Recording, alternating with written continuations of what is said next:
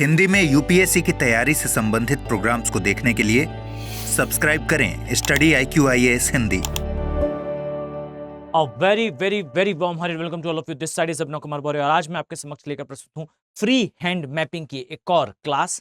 और इस क्लास में बेसिकली हम क्या देखने वाले हैं, आज की इस क्लास में हम स्ट्रेट्स अर्थात जल संधियों के बारे में देखेंगे। प्रीवियस क्लास में हमारा मेन फोकस जो रहा वो महासागरों के अंदर जो लोकल सीज है वहां रहा। अब याद रखिए कि आई परफेक्टली नोज कि आप सभी के दिमाग में ये आ रहा है कि जल्दी से जल्दी हम जो है वो महाद्वीपों तक पहुंचे और एक एक महाद्वीप की डिटेल में मैपिंग करें। देखिए वो एक सेगमेंट है, ये परफेक्ट है, लेकिन ये याद रखिए कि जिस तरीके से सामान्यतः पढ़ाया जाता है वर्ल्ड ज्योग्राफी को, वर्ल्ड ज्योग्राफी उससे थोड़ा डिफरेंट है। याद रखिए कि वर्ल्ड ज्योग्राफी में बेसिकली जो कंट्रीब्यूशन है, ये कंट्रीब्यूशन बेसिकली आता है जियोपॉलिटिक्स से। और ये याद रखिए कि जियोपॉलिटिक्स का जो डायमेंशन है, ये डायमेंशन काफी टफ टू अंडरस्टैंड है, जितना इजी जैसे अगर मैं आपसे कहूं यूएस और जापान का रिलेशन, आप सभी को इसके बारे में काफी कुछ पता है कि यूएसए ने जो है बॉम्ब गिराया था जापान पे, उसके बाद एक ट्रीटी साइन हुई थी, एक संधि साइन हुई थी। उस संधि के अकॉर्डिंगली जो है यूएस और जापान एक अलाइन नेशंस है और ये एक दूसरे की हेल्प करते हैं और परफेक्टली इनके बीच में अच्छा ट्रेड है और अच्छा जो है वो संबंध है। अब इतने से काम नहीं चलेगा। जब यूपीएससी से प्रश्न पूछती है तो आप समझिए इस चीज को कि सारे लोग तो ये लिखने वाले हैं, यही कंटेंट तो मार्केट में अवेलेबल है। याद रखें कि अगर आप चाहते हैं कि आपको मार्क्स ज्यादा मिले तो यहां पर फिर आपको एक्स्ट्रा कंटेंट लिखने की आवश्यकता पड़ेगी और ये कंटेंट आपको कभी भी आईआर पढ़ते समय नहीं मिलेगा। आज की क्लास से मैं आप सभी के अंदर ये जागरूकता लाना चाहता हूं, ये अवेयरनेस लाना चाहता हूं कि उस अप्रोच को बदलें जहां कन्वेंशनल डेटा पर ज्यादा फोकस होता है। यानी कि ये मेरा ऑब्जर्वेशन है, don't take me otherwise, fine, लेकिन ये मेरा ऑब्जर्वेशन है कि जो सामान्यतः स्टूडेंट्स होते हैं, ये स्टूडेंट्स जो है ये वो पढ़ना चाहते हैं जो सभी पढ़ रहे हैं। अगर सभी जो चीज पढ़ रहे हैं उससे सभी का सिलेक्शन हो जाएगा तो फिर आपका अलग कैसे, फिर आपका सिलेक्शन कैसे होगा। याद रखिए कि जो कॉमन कंटेंट है उससे यूपीएससी बहुत पहले, आज से 10-12 साल पहले प्रश्न पूछना बंद कर चुकी है। लोग उसे पढ़ाते सिर्फ इसलिए हैं क्योंकि वो उन्हें आता है, याद रखें, लेकिन वो पेपर में नहीं आता, ये मुझे आता है इसलिए मैं आपको पढ़ा रहा हूं। लेकिन क्या ये चीज पेपर में आती है? तो आंसर इज नो। याद रखिए कि एग्जाम डायनेमिक है, एग्जाम समय के साथ चेंज होता है। आप सभी ने सुना होगा करंट अफेयर पर आधारित एग्जाम है। जब करंट अफेयर पर आधारित एग्जाम है तो मेरा 10 साल पुराना नॉलेज आपकी कैसे हेल्प करेगा? अब यहां पर अपडेट करने की जरूरत है। और याद रखिए कि ये अपडेट भले ही जो है वो लेट हो, लेकिन ये अपडेट जरूरी बहुत है। अब मैं यहां पर आपको एक दूसरी अप्रोच से जो है वो वर्ल्ड ज्योग्राफी पढ़ाने का प्रयास कर रहा हूं। याद रखिए कि केवल 7 महाद्वीपों को मैप पर उतार कर जो है उसमें सारी चीजों को एलोकेट करना ये बहुत इजी टास्क होगा, फाइन, लेकिन इसमें बारीकी लाना, इसमें डेप्थ पर जाना, ये एक टफ कार्य है और ये मैं चाहता हूं कि यहां से स्टार्ट हो। और याद रखिए कि एक लाइन कही थी, मैं एग्जैक्टली उन पर्सन को बिल्कुल नहीं जानता कि कहां से मैंने ये रीड करी है, बट ये एक लाइन थी, don't try to be best but try to be first. Fine, आप बेस्ट होने का ट्राई ना करें, आप फर्स्ट होने का ट्राई करें। तो मेरा कुछ यही प्रयास है कि हम जो है वो इसे स्टार्ट करें, जो स्टूडेंट के पास क्वालिटी 24 कैरेट गोल्ड कंटेंट पहुंचे, ये प्रयास है। अब इसमें थोड़ा सा आपका कंट्रीब्यूशन रहेगा कि आप जो है इसे कंसोलिडेट करें, पहले अपना भला करें और इस चीज को जो है वो नोट डाउन करें और याद करें। अगर आपको 1% भी ऐसा लगता है कि ये कंटेंट आपके लिए इंपॉर्टेंट था, ये कंटेंट आपके लिए वैल्यूफुल था, ये आपके लिए जो है टाइम फॉर प्रोडक्ट था, तो उसके वर्सेस में आप जो है इसे थोड़ा शेयर करें। याद रखिए कि आपका एक शेयर जो है वो हमें मोटिवेट करेगा इसे कंटिन्यू करने, because this is a reality. मैं आपको स्पष्ट बताऊं तो एक रियलिटी है कि इस तरीके से जो ओल्ड स्कूल मेथड होती है, इससे पढ़ना बहुत सारे लोगों को पसंद नहीं होता या फिर ये चीजें बहुत जल्दी जो है वो स्प्रेड नहीं होती। और यही कारण है कि जो मोटिवेशन है वो समय के साथ थोड़ा डाउन होता जाता है। तो अगर आपको ऐसा लगता है कि क्लास से अटेंड करने से आपको मोटिवेशन आ रहा है, आप पढ़ाई में अपनी अंडरस्टैंडिंग को बेहतर तरीके से जो है वो डेवलप कर पा रहे हैं, तो आप इसे थोड़ा शेयर करें। ये आपकी एथिकल रिस्पॉन्सिबिलिटी होगी और मेरे एंड से आप मानकर चलें कि आपको 24 कैरेट जितना मुझे आता है, जितना मेरी क्षमता है, जितना मेरा नॉलेज है, उसका 200% मैं डिलीवर करने का प्रयास करूंगा।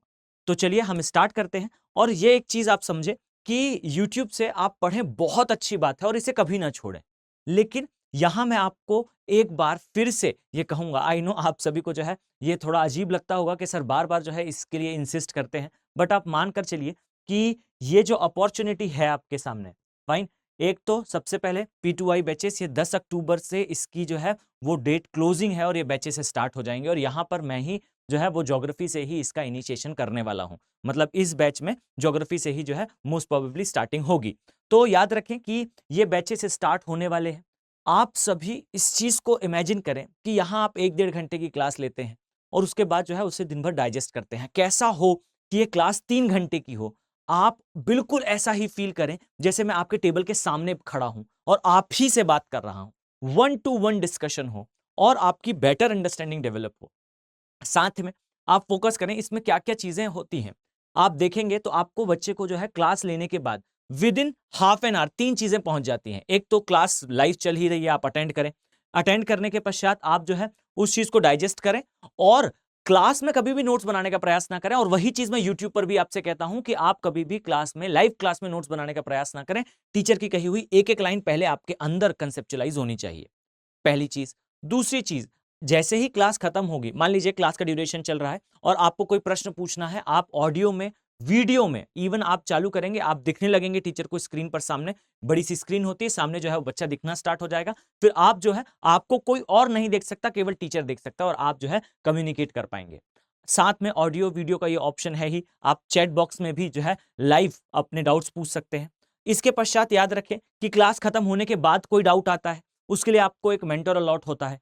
अब मान लेते हैं, जैसा मैं हर बार एग्जांपल देता हूं कि मैं ही अगर आपका मेंटर हूं, तो आप मुझसे जो है वो अकॉर्डिंग टू आपका और मेरा कंफर्ट, आप जो है वो टाइम डिसाइड करके ऑडियो वीडियो या वीडियो कॉल में या ऑडियो में या कॉल में आप अपने डाउट्स को पूछ सकते हैं, डिस्कस कर सकते हैं, उसे क्लियर कर सकते हैं। अब इसके अलावा याद रखिए कि आपको टेस्ट सीरीज मिलेगी।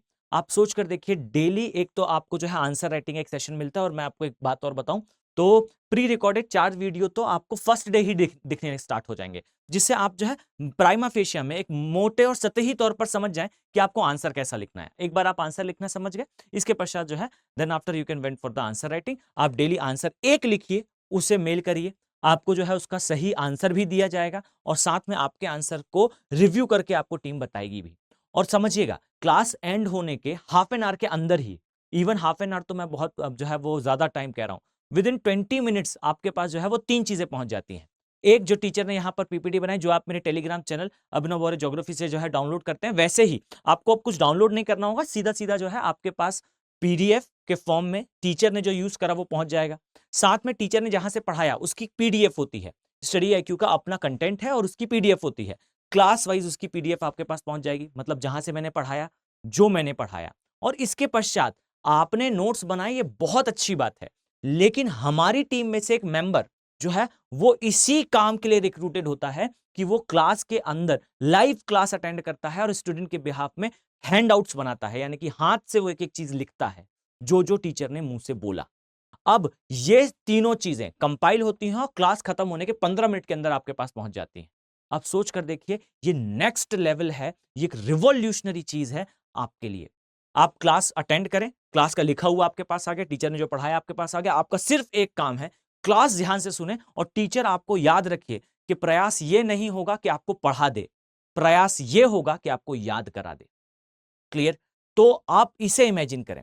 अब सेकेंडली याद रखें कि मान लेते हैं आपका प्री क्वालिफाई हुआ, आप मेंस देने जा रहे हैं, इस कंडीशन पे जो प्रोग्राम होता है वो कहलाता है मेंस रेसिडेंशियल प्रोग्राम। आप इस प्रोग्राम में आएंगे तो आप पाएंगे कि आपका प्री क्वालिफाई हुआ, जो स्टडी आईक्यू है वो आपको बुला लेगा। याद रखें, आपको इसके लिए कुछ भी पे नहीं करना, कोई कॉस्ट नहीं देना, आपको पैसे की बिल्कुल परवाह नहीं करनी है, आपको सीधा यहां आ जाना है। टीचर्स आपको 1-to-1 पढ़ाएंगे, आपके डाउट्स क्लियर करेंगे और आपको पूरी मेंटरशिप मिलेगी। ये सब कुछ आपके सामने है। आई नो परफेक्टली कि सभी की लाइफ में किसी ना किसी प्रकार की समस्या होती है, मेरी लाइफ में भी होगी, आपकी लाइफ में भी है। लेकिन याद रखें कि ड्रीम आपका बड़ा है, आईएएस ऑफिसर की पोस्ट बड़ी है, सेक्रीफाइस तो ये जरूर मांगेगी। आपने जो है डायलॉग्स काफी सुने होंगे, big dreams big sacrifices. Fine, तो इसको समझिए, थोड़ा सा जो है आपको प्रयास करना है। सामान्यतः बच्चे को लगता है कि बीच बीच में ब्रेक आ जाते हैं, बट मैं एक जेन्युइनली आपको बताऊं तो अंदर से जो एक फीलिंग आती है, पढ़ाते समय एक अटैचमेंट हो जाता है। आप सभी के जो है वो कमेंट्स में देखा करता हूं। आप समझिए इस चीज को कि मेरी ये एडवाइस है, अब मैं इससे ज्यादा वर्ड्स जो है वो यूज नहीं कर सकता। आप प्रयास करें कि इस एडवाइस को जरूर फॉलो करें। आपके पास तीनों ऑप्शन है, ये ऑप्शंस डिस्कशन के बाद टीम ने पूरा डिस्कस करा, उसके बाद ही ऑप्शंस क्रिएट करे जो बच्चों के कॉमन डाउट्स आते हैं कि हमें इस वर्ष एग्जाम देना है, इस ईयर एग्जाम देना है।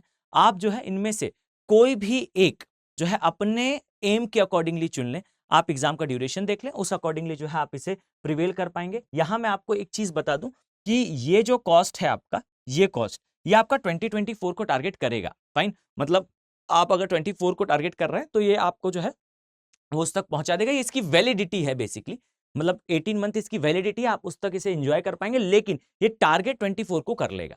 फाइन, मतलब आपका 24 अगर टारगेट है तो ये आपको जो है इसमें बेटर रिजल्ट दिखेंगे। फाइन, इसके बाद आपके पास अगर 25 है या 26 है तो आपके पास तीनों ऑप्शंस है। आप इनमें से कोई भी ऑप्शन लें और अपने आप को इसका पार्ट जरूर बनाएं। ये मेरी एडवाइस है और मैं आपके साथ जुड़ा रहूंगा। याद रखें कि अगर ये एडवाइस रॉन्ग होगी तो मैं फिर कैसे आपको फेस करूंगा बैचेस में। फाइन, तो this is my fair advice. आप जल्दी से जल्दी आएं और मैं उम्मीद करता हूं कि आपको मैं बहुत जल्दी ही वहां देखूंगा। 10 अक्टूबर को जब हम क्लास लेंगे ओरिएंटेशन की, तब आप सभी वहां मौजूद होंगे। इसी के साथ सी सेट की क्लासेस है। देखिए, इस चीज को देखिएगा कि बहुत सारे लोगों को यह डाउट होता है कि सी सेट हमारा रुक जाएगा क्या। तो मैं आपको स्पष्ट बताऊं तो याद रखिए कि सी सेट बहुत टफ नहीं होता, लेकिन गाइडेंस की जरूरत होती है। अगर आपको ऐसा लगता है कि सी सेट में किसी प्रकार की कोई समस्या है तो आप ये सी सेट का बैच जो है वो ज्वाइन कर सकते हैं। ये और ये जो प्रीवियस वाला मैंने बताया आपको, ये दोनों ही आपके पास जो है वो बेयर मिनिमम कॉस्ट पे अवेलेबल हैं। आप अपने फेवरेट फैकल्टी, जैसे यहाँ पर AK लाइव मेरा कोड है, आप अपने फेवरेट फैकल्टीज का कोड लगाइए और इसे मिनिमम कॉस्ट पे प्रिवेल करें। आपको कोड लगाने से फायदा ये होता है बेसिकली कि आपको वो जो है वो मिनिमम कॉस्ट पर मिल जाता है और हमें ये पता चल जाता है कि आपका जो है वो माध्यम क्या रहा और किस माध्यम से आप हम तक पहुंचे, मतलब स्टडी IQ की टीम तक आप किस माध्यम से पहुंचे। ये केवल इसे जानने का प्रयास है। ये कोड तो आप किसी भी फैकल्टी का कोड लगाइए, आपको मिनिमम कॉस्ट पर वो मिलेगा। तो मेरी एडवाइस आप जरूर माने और ये मानकर चलें कि आने वाले समय में ये आपके लिए कारगर होगा, आपकी जर्नी को बेस्ट मॉड्यूल पर ले आएगा। तो चलिए हम स्टार्ट करते हैं। सबसे पहले तो समझिए, याद रखिएगा कि अभी जो मैं आपसे डिस्कस करने वाला हूं कुछ इस तरीके से याद रखें।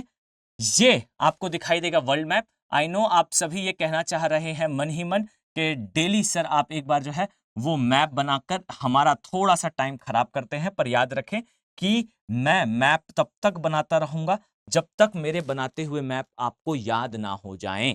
तो ये एक जो है वो साउथ अमेरिका है। इसी प्रकार से याद रखिए कि आपको यहां पर दिखाई देगा ये नॉर्थ अमेरिका वाला पार्ट है, जैसा हमने पहले डिस्कस करा। याद रखें कि ये पोर्शन जो है आपको विश्व का सबसे पुराने स्थल खंडों में से एक दिखाई देगा। मैंने कल भी आपको ये बारे में डिस्कशन दिया था।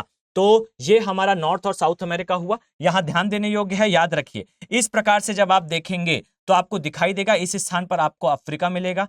इसी तरीके से चलते हुए आएंगे, ये हॉर्न ऑफ अफ्रीका है, सोमालिया और इथोपिया वाला पार्ट, ये अरब का प्रायद्वीप है। याद रखिए इसमें ओमान, येमेन दिखाई देगा और इसी तरीके से आपको इस स्थान पर जो है वो भारत दिखाई देगा। ये स्थान आपको जो है वो दिखाई देगा साउथ चाइना सी वाला पोर्शन। इसी तरीके से कोरियन पेनिनसुला, यहाँ पर आपको जो है कामचटका का प्रायद्वीप दिखाई देगा और इसी तरीके से ये आपको ग्रीस, यहाँ आपको इटली, इस प्रकार से Portugal, Spain, Denmark, Germany, Sweden, Finland, Norway और यहां से चलते हुए ये रशिया वाला पार्ट। याद रखें इस स्थान पर जो है आपको ग्रीनलैंड दिखाई देता है और इस तरीके से यहाँ आइसलैंड और यहाँ पर ब्रिटेन। यहाँ आपको दिखाई देगा मेडागास्कर। याद रखिए इस स्थान पर है इंडोनेशिया। इस प्रकार से चलते हुए आएंगे तो इस स्थान पर है ऑस्ट्रेलिया। और मेरे साथ इस चीज को रिपीट जरूर करिएगा, ये ऑर्डर है वर्ल्ड के आइलैंड्स का। इसी प्रकार से याद रखें इस स्थान पर आपको दिखाई देगा कैरेबियन सी के अंदर कैरेबियन आइलैंड, इसे कहा जाता है वेस्ट इंडीज। डिस्कवर करा था कोलंबस ने, निकला था खोजने के लिए इंडिया, पहुंच गया था अमेरिका। याद रखें इसी प्रकार से इस स्थान पर आपको क्या दिखाई देगा, इसे कहते हैं टियारा डेल फ्यूगो। याद रखें कि विश्व का दक्षिणतम मानवीय अधिवास वाला एरिया यह अलग होता है साउथ अमेरिका से। स्ट्रेट का नाम है मैगलन स्ट्रेट। मैगलन वो पर्सन थे बेसिकली जिसने अर्थ को जो है वो ओशन के माध्यम से यानी कि सागरीय क्षेत्र से एक बार पूरा कवर करा था। इसी के साथ याद रखिए कि मैगलन ही वो पर्सन थे जिन्होंने जो है नामकरण करा था प्रशांत महासागर का। प्रशांत को कहा था पैसिफिक। पैसिफिक का मतलब होता है वो एरिया जो काफी शांत हो। यहां याद रखने योग्य बात है कि मैगलन जब निकला था अटलांटिक सागर थे तो उस स्थान पर आप पाएंगे कि जो उसका शिप था ये जंप एंड बाउंस कर रहा था 11 फीट। जैसे ही एंटर करा कहां पर, प्रशांत महासागर में, वहां पर मिला एकदम शांत सागर। रीजन क्या था, सागर जितना उथला होता है उतना ज्यादा उफान पर होता है, सागर जितना गहरा होता है उतना ज्यादा शांत होता है। प्रशांत महासागर पृथ्वी के सबसे गहरे महासागरों में से एक। इसी तरीके से याद रखिए कि आपको इस स्थान पर यहां, जैसा मैंने आपको पहले बताया, यहां आपको ताइवान दिखेगा, इस स्थान पर आपको जो है वो जापान के द्वीप दिखेंगे। और मुझे देखकर बहुत अच्छा लगा कि बहुत सारे स्टूडेंट, मैंने प्रीवियस क्लास में एक प्रश्न करा था बेसिकली कि जो जापान है उसमें 3 द्वीप हैं, मैंने मार्क कर लिया था और वहां मैं लिखने वाला था, और उसके पश्चात जो है मैंने आपसे प्रश्न करा और बहुत सारे लोगों ने उसका सही जवाब दिया, इवन नॉर्थ टू साउथ के ऑर्डर के साथ। तो I really want to appreciate कि आपने जो है वो इंटरेस्ट दिखाया। आपके इस प्रकार के जो कमेंट होते हैं वो एग्जैक्टली मोटिवेट करते हैं कि बच्चा हमें देख रहा है, एग्जैक्टली हमें एडमायर करने का प्रयास कर रहा है। तो यहां पर टीचर की जो है एथिकल रिस्पॉन्सिबिलिटी हो जाती है कि वो अपना 100% दे। याद रखें कि यहां आपको कुछ द्वीप दिखाई देंगे और इस प्रकार से आप पाएंगे कि ये दोनों एरिया जो है वो कनेक्टेड है। तो ये हमारा जो है वर्ल्ड मैप है। कल मैंने इसमें एक चीज ऐड करी थी यहां पर, याद रखिए यहां मैंने बताया था लेक बाइकल के बारे में। बाइकल एक रिफ्ट लेक है, अर्थात भ्रंश घाटी पर बनी हुई एक झील है। ये मैंने आपको एक्स्ट्रा बताया था। हर रोज मैं आपको 2 चीजें एक्स्ट्रा बताने का प्रयास करूंगा। कल तक एक था, अब आज से इसे हम 2 कर रहे हैं। धीरे धीरे करके मैं इसे बढ़ाता जाऊंगा। आपकी अंडरस्टैंडिंग, मैं दावे के साथ कह सकता हूं, जिस बच्चे ने इस सीरीज का फर्स्ट वीडियो से लास्ट तक देख लिया, उसका level of understanding for geopolitics and geography will be tremendous. आपका अंडरस्टैंडिंग सुपर हाई होगा। क्लियर? तो आए ध्यान से देखें। अब आज हम इसमें जो है वो एक पोर्शन ऐड करेंगे। यहां ध्यान दें, ये जो मैंने आपको यहां पर कल व्हाइट सी के बारे में बताया था, ये इस प्रकार से कैनाल के थ्रू जो है वो जुड़ा हुआ है। तो आपको आज यहां पर एक चीज अपने माइंड पर सेट करनी है। ये जो है व्हाइट सी है। याद रखिए व्हाइट सी से जो है आप ऊपर जाएंगे तो एक मार्किंग मिलेगी। पेज नंबर तो मुझे अभी याद नहीं आ रहा है, 71 के आसपास होगा एग्जैक्टली। फाइन। तो 71 पेज नंबर पे आप देखेंगे, आपको रशिया की मैपिंग दिखाई देगी, और ना मिले तो आप यूरोप की मैपिंग में 65 पर देख लीजिएगा। तो व्हाइट सी के लिए मार्क करिएगा। व्हाइट सी से एक पाथ जाता है कुछ इस तरीके से। मेरा व्हाइट सी थोड़ा सा ऊपर आ गया, पर याद रखें यहां से एक पाथ जाता है जो बाल्टिक सी में ओपन होता है। और याद रखिए बाल्टिक सी को कहा जाता है mouth of Atlantic ocean. Atlantic ocean जाने के लिए एक रास्ता है बाल्टिक सी। अब बाल्टिक सी से होते हुए यहां से रशिया जो है जा सकता है अटलांटिक में। और यह भी याद रखिएगा कि बाल्टिक नेशन कौन कौन से हैं, मैंने मार्क कराया था, लिथुआनिया, एस्टोनिया और लातविया। ये 3 देश हैं जो बाल्टिक देश हैं। क्लियर? लेकिन याद रखिए बाल्टिक सागर से सीमा बनाने वाले 4 देश हैं, एक रशिया भी है। यहां याद रखिए कि रशिया यहां खत्म होता हुआ दिखाई देता है, लेकिन रशिया का एक छोटा सा स्थान which is a highly important geopolitical place for Russia, वो यहां पर स्थित है बाल्टिक सागर के पास। अब याद रखें कि व्हाइट सी से होते हुए वो अपनी कनेक्टिविटी इस स्थान पर लाता है, और इस स्थान से जो है वो बाल्टिक सागर से होते हुए रशिया एंटर कर सकता है इस पोर्शन में। मेक श्योर कि इस एरिया से इस एरिया में रशिया की एंट्री होगी। एक ये इंपॉर्टेंस है व्हाइट सी का। सेकेंडली याद रखें कि यहां पर सेंट पीटर्सबर्ग, जिसे लेनिनग्राड कहा जाता है, ये एक पोर्ट। इसके ऊपर जाएंगे तो जो है आपको एक और पोर्ट दिखाई देगा मुर्मुस्कांस्क के नाम के। फाइन। इसका नेम थोड़ा सा डिफरेंट हो सकता है। फाइन। आपको ये एटलस में मार्किंग इस स्थान पर मिलेगी। और याद रखें ये जो प्लेस है, इस प्लेस से रशिया जो है वो चलते हुए यहां अंदर आ सकता है, और ये एकमात्र ऐसा पोर्ट है पूरे आर्कटिक वाले एरिया में जो है वो हमेशा ओपन रहता है, सर्दियों में बंद नहीं होता। दूसरी चीज, अब ये 2 मार्किंग के अलावा यहां याद रखें कि इस स्थान पर एक द्वीप समूह है जो आपको एटलस पे नहीं मिलेगा बच्चे। क्लियर? याद रखें इस प्लेस का इंपॉर्टेंस बेसिकली ये है कि इस प्लेस में आप पाएंगे जो द्वीप है, इसका नाम है, जस्ट अ फ्यू सेकेंड्स, इसे जो है आप नोट डाउन करेंगे, इसका नाम है मात्राइपियोस। फाइन। अब ये द्वीप समूह एक समय पर था जिसे रशिया मानता था कि द्वीप समूह है। इसके बाद जो है बहुत छोटे से आइलैंड से, बहुत छोटे से। फाइन। बाद में रशिया ने कहना स्टार्ट कर दिया डूब गए हैं। ये 1970 की बात है। फाइन। यानी कि उस समय यूएसएसआर था। लेकिन याद रखिए कि ये द्वीप समूह पानी के अंदर जरूर हैं, लेकिन ये द्वीप समूह में एक खासियत है कि ज्वार भाटा के समय थोड़े बाहर आते हैं। क्लियर?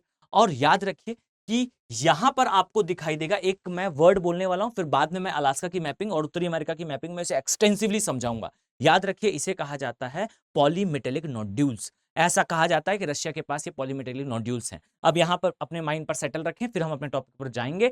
याद रखिए कि जैसे आपके पास कोई खजाना हो, कुछ उसी प्रकार से होते हैं पॉलीमेटेलिक नोड्यूल्स। याद रखिए पहले हमें पॉलीमेटेलिक नोड्यूल के बारे में कुछ नहीं पता था। कुल मिला के अभी आप अपने दिमाग पर इतना रखिए कि ये एक पॉलीमेटेलिक नोड्यूल है, तो एक पहाड़ के जैसा है जो सतह पर थोड़ा सा दिखता है और अंदर पूरा पहाड़ होता है। फाइन। इसमें भरी होती हैं बेसिकली कीमती धातुएं। फाइन। मेटेलिक इसके नाम में आता है। अब सोचिए कि किसी देश को अगर जो है वो जमीन पर एक ढेर दिखाई दे 1 आध स्क्वायर किलोमीटर का, जहां पर सोने की पट्टी हो, वो उसे खोदना स्टार्ट करे तो पता चले सोने का पहाड़ है जो 5 किलोमीटर तक गहरा है। पूरे वर्ल्ड की जीडीपी हिला सकता है ये। आप समझिए कि पॉलीमेटेलिक नोड्यूल्स अगर किसी देश को मिल जाते हैं, पहले हमें पता ही नहीं था इसके बारे में, ये न्यू डिस्कवरी का पार्ट है। फाइन, अब जब पहले पता नहीं था तो फिर डिस्कवर नहीं होता था, और डिस्कवर भी नहीं होता था तो वो रिसोर्सेज वहीं रखे थे। अब जैसे जैसे मिलना स्टार्ट होता है, याद रखिए देश जो है से छुपा कर रखते हैं, मानते ही नहीं है कि हमारे को मिला है। कारण क्या है? कारण यह है कि अगर मान लिया तो समझिए जियोपॉलिटिक्स क्या कहता है। जियोपॉलिटिक्स ये कहता है कि अगर मिल गया है तो फिर निकालो और अपने देश के विकास में लगाओ और दूसरे देश से मत खरीदो। पर बुलियंस थ्योरी क्या कहती है? मैंने आपको पहले ही बताया, बुलियंस थ्योरी कहती है do not trade with resources. आप संसाधनों के साथ व्यापार ना करें, संसाधनों से आप उत्पाद बनाएं और उत्पाद से व्यापार करें।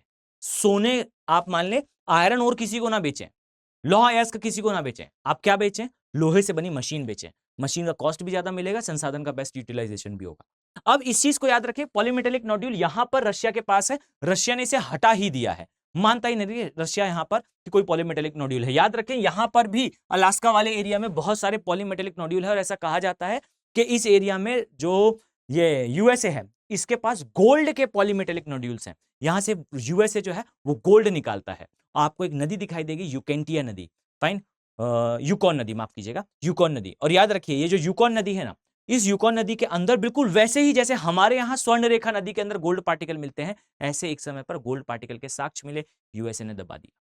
फाइन, ऐसे ही पॉलीमेटेलिक नोड्यूल हमारे पास भी है अरब सागर में। हम भी नहीं मानते कि हमें कोई पॉलीमेटेलिक नोड्यूल मिला है। क्लियर? तो आप अपने माइंड पर इस चीज को सेटल डाउन रखें, आज नहीं तो कल ये न्यूज में जरूर आएगा। और ये न्यूज में लाता कौन है? ये न्यूज में लाता बेसिकली यूएसए, जनरल असेंबली के अंदर जाकर डिस्कशन पे ले आएगा कि यहां पर जो है पॉलीमेटेलिक नोड्यूल है। तो आपको इस चीज को थोड़ा सा अपने माइंड पर रखना है।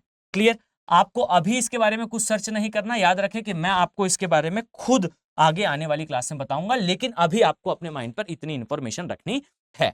तो चलिए अब हम जो है वो आगे बढ़ते हैं। याद रखें कि आपको इस स्थान पर दिखाई देगा क्या? इस स्थान पर दिखाई देगा अटलांटिक, इधर दिखाई देगा इंडियन ओशन, इधर दिखाई देगा पैसिफिक ओशन। अब चलिए इसे थोड़ा सा और आगे बढ़ाते हैं और हम जो है वो विश्व की प्रमुख जल संधियों की ओर बढ़ते हैं।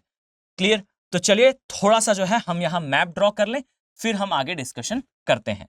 याद रखिए ये जो हम ड्रॉ कर रहे हैं कुछ इस तरीके से, ये है बेसिकली रशिया वाला पोर्शन, और यहां ध्यान दें यहां पर आपको जो है ये एक प्रायद्वीप दिखाई देगा, इसे कामचटका का प्रायद्वीप कहा जाता है।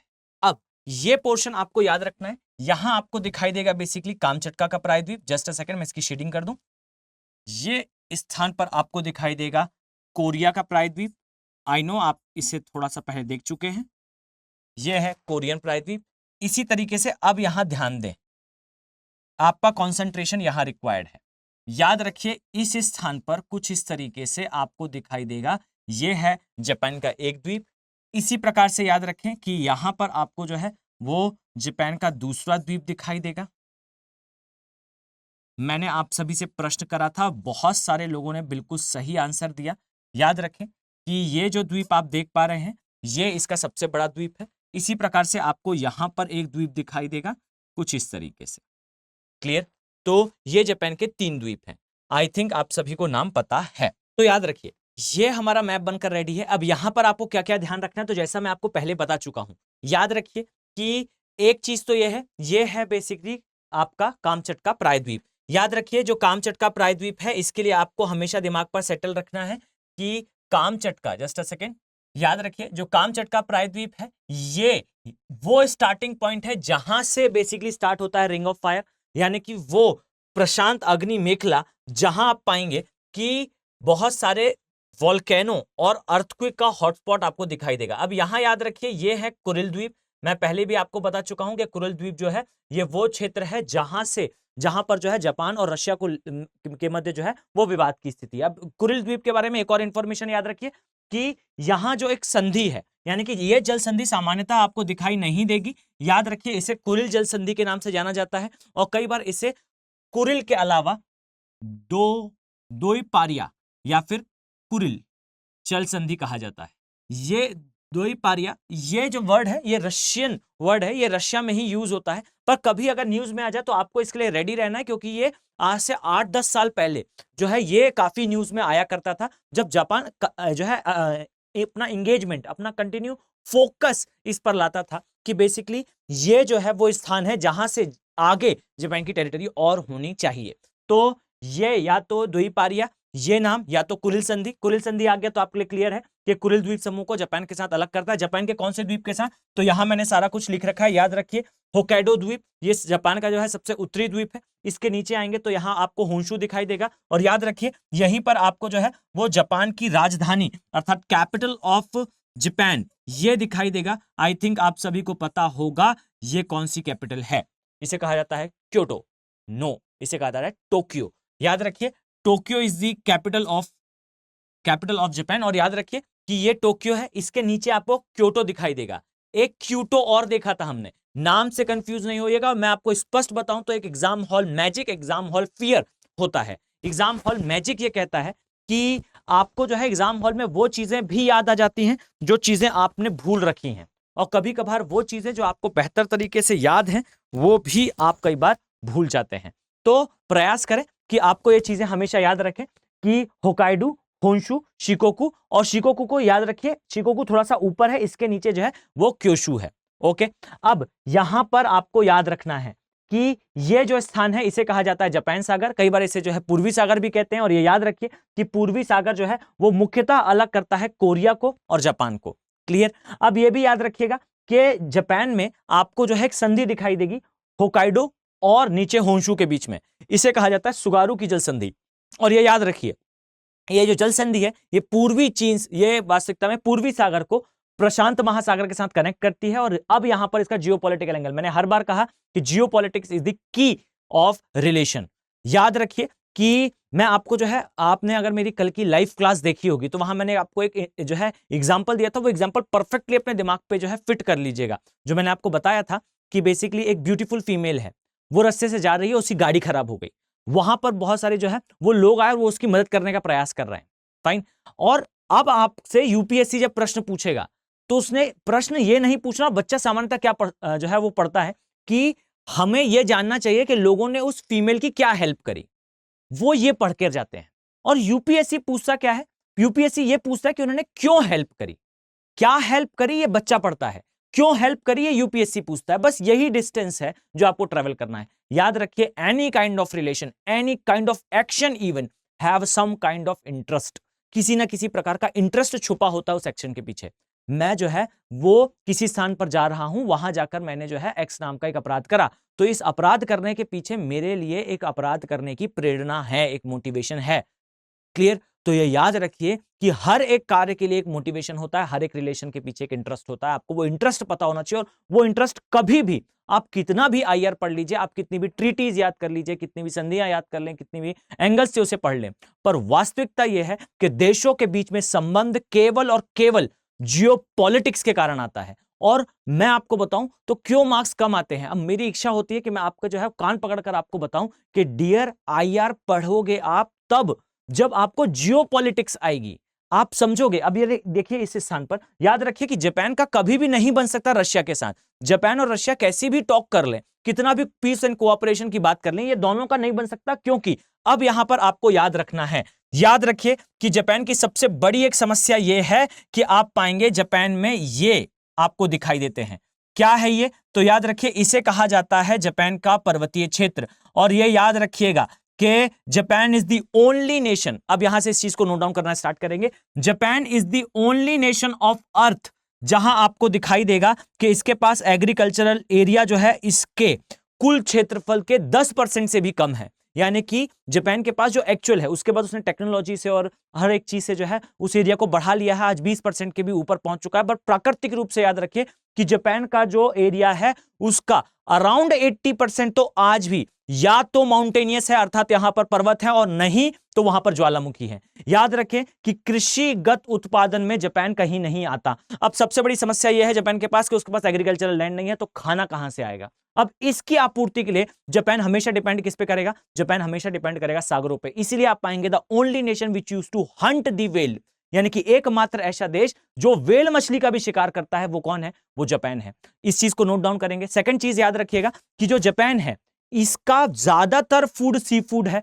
अब सी फूड है फर्स्ट चीज, सेकंड चीज व्हेल का शिकार करता है, थर्ड चीज याद रखिए कि डाउन नेट फिशिंग, इसे कहा जाता है सागर की सतह से निकालते हुए मछली को पकड़ना, यानी कि ऐसा मछली पकड़ना जिससे उस स्थान की मछलियां हमेशा के लिए समाप्त हो जाएं, इसे कहा जाता है डाउन नेट फिशिंग। इसका कोई हिंदी वर्ड नहीं है बच्चे, प्लीज इसे लिख लीजिएगा, आने वाले समय में ये आएगा न्यूज में। कारण क्या है, अभी जो है पिछले ही महीने या फिर 1-2 महीने पहले, मैं एग्जैक्टली मंथ मुझे याद नहीं है, बस इसी साल की घटना है, यानी कि जिस साल आप ये वीडियो देख रहे हैं पब्लिश हुआ है, याद रखिए इसी साल की घटना है कि यूएन ने बोला कि डाउन नेट फिशिंग प्रोहिबिटेड होनी चाहिए, इसे बैन कर देना चाहिए, और बैन करने के लिए देशों को संधि करने भी कहा है, और इस संधि में भारत ने हस्ताक्षर भी करे हैं। ये संधि जो है वो भारत के अंदर लागू होगी तो तमिलनाडु वाले एरिया में कहीं कहीं जो है डाउन नेट फिशिंग होती है, केरल वाले पार्ट में कहीं कहीं होती है, बहुत ज्यादा नहीं होती, भारत को कोई खास फर्क नहीं पड़ेगा। लेकिन याद रखिए कि जापान के पॉइंट ऑफ व्यू से आपको याद रखना है कि जापान डाउन नेट फिशिंग करता है, अर्थात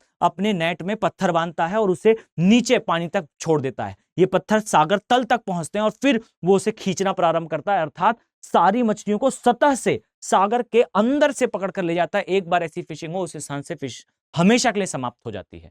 याद रखिए कि ये 3 चीजें जापान करता है और जापान के पास इसके अलावा कोई रास्ता भी नहीं है, क्योंकि एग्रीकल्चर प्रोडक्शन बहुत कम कर पाता है प्राकृतिक रूप से। अब ये जब जापान का फूड सोर्स होगा, तब जापान कभी भी सागर का कोई 1 किलोमीटर का एरिया भी छोड़ने के लिए रेडी नहीं होगा, और यही कारण है कि आप पाएंगे कि ये संधि वाला पार्ट हमेशा न्यूज में रहेगा, क्योंकि कुरिल सागर के क्षेत्र में आप पाएंगे कि यहां पर मछलियों की संख्या पर्याप्त है। ये एक हिडन इंटरेस्ट है जापान का इस एरिया में। याद रखें कि जापान के लिए कभी भी ये बड़ी बात नहीं है या ये रिक्वायरमेंट ही नहीं है कि जापान जो है वो इस एरिया को कैप्चर करके रशिया के किसी पोर्शन को कैप्चर करे, इतनी जो है वो जापान की जनसंख्या ही नहीं है। कारण यह है कि उस जनसंख्या को खाना पहुंचाना है, और खाना जो है वो जमीन से निकालना बहुत मुश्किल है, सागर से ही निकालना पड़ेगा। तो ये है basically the reason behind Russia और जापान के बीच में जो है वो राइवलरी का। तो इसे हमेशा अपने ध्यान पे रखें कि आईआर आप कितना भी पढ़ो, without geopolitical dimension the understanding of subject, आप कभी भी जो है उस चीज को आप अपने माइंड में कंसेप्चुअलाइज नहीं कर पाएंगे। तो एक ये डायमेंशन हुआ ये संधि का। सेकंड डायमेंशन याद रखें, जो सुगारो की जल संधि है, ये बेसिकली कनेक्ट करती है पूर्वी चीन सागर को प्रशांत महासागर से। इसका जियोपॉलिटिकल एंगल ये है, याद रखिए कि ये जापान की बेसिकली स्ट्रेटेजिक लोकेशन है, अर्थात सामरिक दृष्टि से ये एरिया जापान के लिए काफी इंपॉर्टेंट है, क्योंकि जापान इस एरिया में अपने नेवल कमांड्स का बैकअप रखता है। यानी कि याद रखें कि कभी अगर जापान को ओपन सागर में जाना है तो यहां अपने नेवल कमांड ज्यादा नहीं बनाता, मेन नेवल कमांड जो है वो उसके यहां पर स्थित है, और याद रखिए इसी से जो है वो प्रशांत महासागर में एंटर करते हैं। यानी कि एक तो जापान के लिए एक सामरिक एरिया है, रूप से महत्वपूर्ण एरिया है। दूसरी चीज याद रखिए कि आपको इस स्थान पर जो है वो नेवल अर्थात जल सेना, इसके लिए ये पोर्शन जो है काफी इंपॉर्टेंट है, आपको ये चीजें याद रखनी है। अब इसके अलावा मैं आपको पहले बता चुका हूं, याद रखिए कि इसके नीचे आपको पीला सागर दिखाई देगा। पीला सागर के लिए मैं आपको पहले बता चुका हूं, इसलिए मैं सॉरी आपको ज्यादा समय नहीं देने वाला। याद रखिए, जस्ट अ सेकेंड, याद रखिए कि इस स्थान पर आपको जो है एक नदी आती हुई दिखेगी। इस नदी को कहा जाता है येलो रिवर। येलो रिवर का एक्चुअल नाम है होंगहो रिवर। ये जापान की, माफ कीजिएगा, चाइना की और एशिया की कुछ सबसे बड़ी नदियों में से एक है। ये गोबी मरुस्थल के द्वारा लाई गई रेत से अलग हुई डस्ट का बना एक क्षेत्र से आती है। आप कुल मिला के समझने के लिए समझ सकते हैं मुल्तानी मिट्टी का एरिया है। अब ऐसे क्षेत्र से जब ये नदी जाएगी तो बहुत ज्यादा जो है वो अवसादों को जमा करेगी, बहुत ज्यादा अवसाद वहां से निकालेगी, बार बार अपना मार्ग परिवर्तित करेगी, इसलिए चाइना में क्या कॉज करेगी, फ्लड कॉज करेगी, इसलिए इसे चाइना का शोक या सॉरो ऑफ चाइना कहा जाता है। सेकंड डायमेंशन याद रखिएगा कि इस नदी के अंदर अवसाद की मात्रा ज्यादा होने से नदी का रंग भी पीला है, और साथ में जिस सागर में रिलीज होती है उस सागर का रंग भी पीला है, इसलिए इसको पीला सागर कहा जाता है, येलो सी कहा जाता है। तीसरा डायमेंशन याद रखिएगा कि एक समय पर चाइना ने इसकी धारा को कंट्रोल करने के लिए इस पर डैम बनाया था, जिसे थ्री गॉर्ज डैम के नाम से जाना जाता है। एक समय पर यह अर्थ का सबसे बड़ा डैम था, आज सेकंड या थर्ड नंबर पर आता है। अब एक डायमेंशन याद रखिए कि येलो सी के बाद आपको 2 संधियां दिखाई देती हैं। अब यहां नोट डाउन करने लायक इंफॉर्मेशन है, आपको एक इस स्थान पर और एक इस स्थान पर 2 द्वीप दिखेंगे। क्लियर? अब यहां याद रखिए कि एक द्वीप कोरिया का है, एक द्वीप जापान का है। आपको याद रखना है कि जो संधि है जिसे कहा जाता है कोरियन जल संधि, आप ऐसा कह सकते हैं कि ये जापान को कोरिया से अलग करती है। इसी प्रकार से याद रखिए एक दूसरी संधि है जिसे कहा जाता है सुशिमा जल संधि। अब सुशीमा जल संधि के लिए भी आप कह सकते हैं कि ये कोरिया को जापान से अलग करती है। यहां पर आपको कंफ्यूज नहीं होना है, यूपीएससी आने वाले टाइम पे इस नीजर्क पॉइंट से प्रश्न करेगी, क्योंकि इसने सीडीएस या सीएपीएफ में से किसी एक एग्जाम में करा है। मुझे एग्जैक्टली याद नहीं है किस ईयर का है, और मुझे एग्जैक्टली ये भी याद नहीं है कि सीडीएस का है या सीएपीएफ का। एक प्रश्न इस प्रकार से बना था, याद रखेंगे आप। कोरियन जल संधि और सुशीमा जल संधि, ये दोनों ही जल संधियां जो है वो अलग करती हैं जापान को कोरिया से। दोनों ही स्टेटमेंट राइट हैं, कोई भी रॉन्ग नहीं है। अब जल संधि के लिए सेकंड डायमेंशन हमेशा याद रखें, अलग किसको कर रही है तो जोड़ किसको रही है। तो याद रखें, आप कह सकते हो कि ये पीले सागर को पूर्वी चीन सागर से जोड़ रही है। आप ये भी कह सकते हो कि पूर्वी चीन सागर को नीचे जो है पूर्वी सागर को जो है नीचे आप चाइना के सागर के साथ कनेक्ट करती है। ये दोनों डायमेंशन राइट होंगे। मैंने चाइना के इस एरिया की मैपिंग आपको डिटेल में कराई है। तो आई होप आपको ये वाला पोर्शन याद हो गया होगा। आप चाहें तो इसकी पीडीएफ मेरे टेलीग्राम चैनल अभिनव बोहरे ज्योग्राफी से डाउनलोड कर सकते हैं। आप इस पीडीएफ को डाउनलोड कर ही लें, क्योंकि सारी चीजें जो है आप सामान्यतः नोट नहीं कर पाएंगे, मैं इस पर मेंशन जरूर कर दूंगा। ओके, तो चलिए अब हम सेकंड डायमेंशन पे एंटर करते हैं, और मैं यहां पर पहले ड्रॉ कर लेता हूं क्या मैप, फिर हम आगे चर्चा करते हैं। यहां ध्यान से देखें, हम यहां पर ड्रॉ करना स्टार्ट करते हैं बेसिकली किसके मैप को, एशिया के मैप को, और एशिया में थोड़ा सा हम नीचे आते हैं। याद रखें कि ये है हमारा ग्रेट इंडिया, और इससे आप चलते हुए आएंगे तो आपको इस प्रकार से जो है वो स्थान दिखाई देगा, इसे कहते हैं दक्षिण पूर्व एशिया। और इस तरीके से जब आप आएंगे तो आपको जो है यहां पर, जस्ट अ सेकेंड, हम इसे प्लॉट कर लें, फिर हम कंटिन्यू डिस्कशन रखते हैं। कुछ इस तरीके से आपको जो है वो मैप दिखाई देगा। आई नो आपके लिए उतना रीडेबल अभी नहीं होगा, अभी थोड़े समय में यह आपको बेहतर तरीके से समझ में आना प्रारंभ हो जाएगा। थोड़ा सा जो है वो सब्र रखें, जस्ट अ फ्यू सेकेंड्स। यहां आपको जो है इंडोनेशिया के द्वीप दिखाई देंगे कुछ इस तरीके से, और यहां आपको जो है वो दिखाई देगा एक द्वीप अदर, इसे बेसिकली कहा जाता है बोर्नियो द्वीप। और इसी प्रकार से ऊपर आपको यहां पर दिखाई देगा फिलीपींस के द्वीप समूह, और इस प्रकार से आपको जो है ऊपर यहाँ इस स्थान पर दिखाई देगा, इसे कहा जाता है ताइवान का एरिया। ताइवान के ऊपर यहाँ मैं हल्का सा जो है ड्रॉ कर दूं, इसे बेसिकली बच्चे कहा जाता है जापान। और चलिए इसे हम थोड़ा सा जो है वो आपको और क्लियर करते हैं। क्लियर, तो देखिए अभी मैं यहाँ पर नेशन प्लॉट कर दूं, जिससे आपको और भी बेटर अंडरस्टैंडिंग आ जाए। आई थिंक आपको ये आउटलाइन समझ में आ चुकी होगी। याद रखिए ये इंडिया है, इंडिया के बाद ये साउथ ईस्ट एशिया, जो हम पहले भी एक बार दो बार जो है वो देख चुके हैं। इसके बाद ये इंडोनेशिया है, आप फैमिलियर हो चुके होंगे। यहां आपको दिखाई देगा एक द्वीप बोर्नियो कहा जाता है, ये फिलीपींस, ये ताइवान, ये जापान। क्लियर, आई थिंक ये आपको माइंड पर सेटल हो चुका है। क्लियर, चलिए तो अभी मैं इस पे जो है वो नेशंस प्लॉट कर दूं, फिर हम इस पे आगे कंटिन्यू करेंगे। तो आप पहले इसे अपने माइंड पर सेटल डाउन करें, फिर हम आगे बढ़ेंगे। और याद रखिए ये माइन्यूट क्लियरिटी आपके अंडरस्टैंडिंग को नेक्स्ट लेवल पर ले जाएगी। मेरा प्रयास है कि आप तक वो कंटेंट पहुंचे जो अदर किसी स्टूडेंट के पास ना हो। मतलब वो स्टूडेंट जो हमारे साथ इस जर्नी का पार्ट है, उन्हें वो कंटेंट मिले जो उसे अदर स्टूडेंट से अहेड बनाए। तो इसमें थोड़ा सा कंट्रीब्यूशन आपका भी होगा। Do try to share this content, do try to share this video. आपका ये एक शेयर जो है हमें मोटिवेट करता है, और ये दिखता है बेसिकली हमें स्पष्ट कि ये प्रोपोगेट हो रहा है, मतलब स्टूडेंट्स तक हमारी बात जा रही है। ओके, तो जस्ट अ फ्यू सेकंड मैं इसे प्लॉट कर दूं, फिर हम आगे चर्चा करते हैं। चलिए, तो ये बेसिकली पोर्शन बनकर हमारा रेडी है। अब यहां एक एक करके आप अपने माइंड पर सेटल डाउन करेंगे। मैं क्या कह रहा हूं उसे ध्यान से समझिएगा।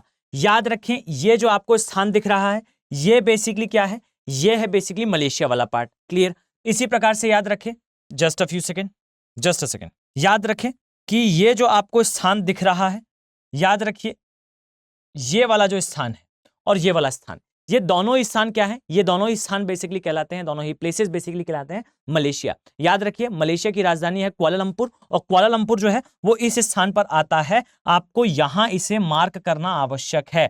याद रखिए कि अगर आपने यहां पर मिस्टेक करी तो आपको थोड़ी समस्या होगी। ये है Kuala Lumpur.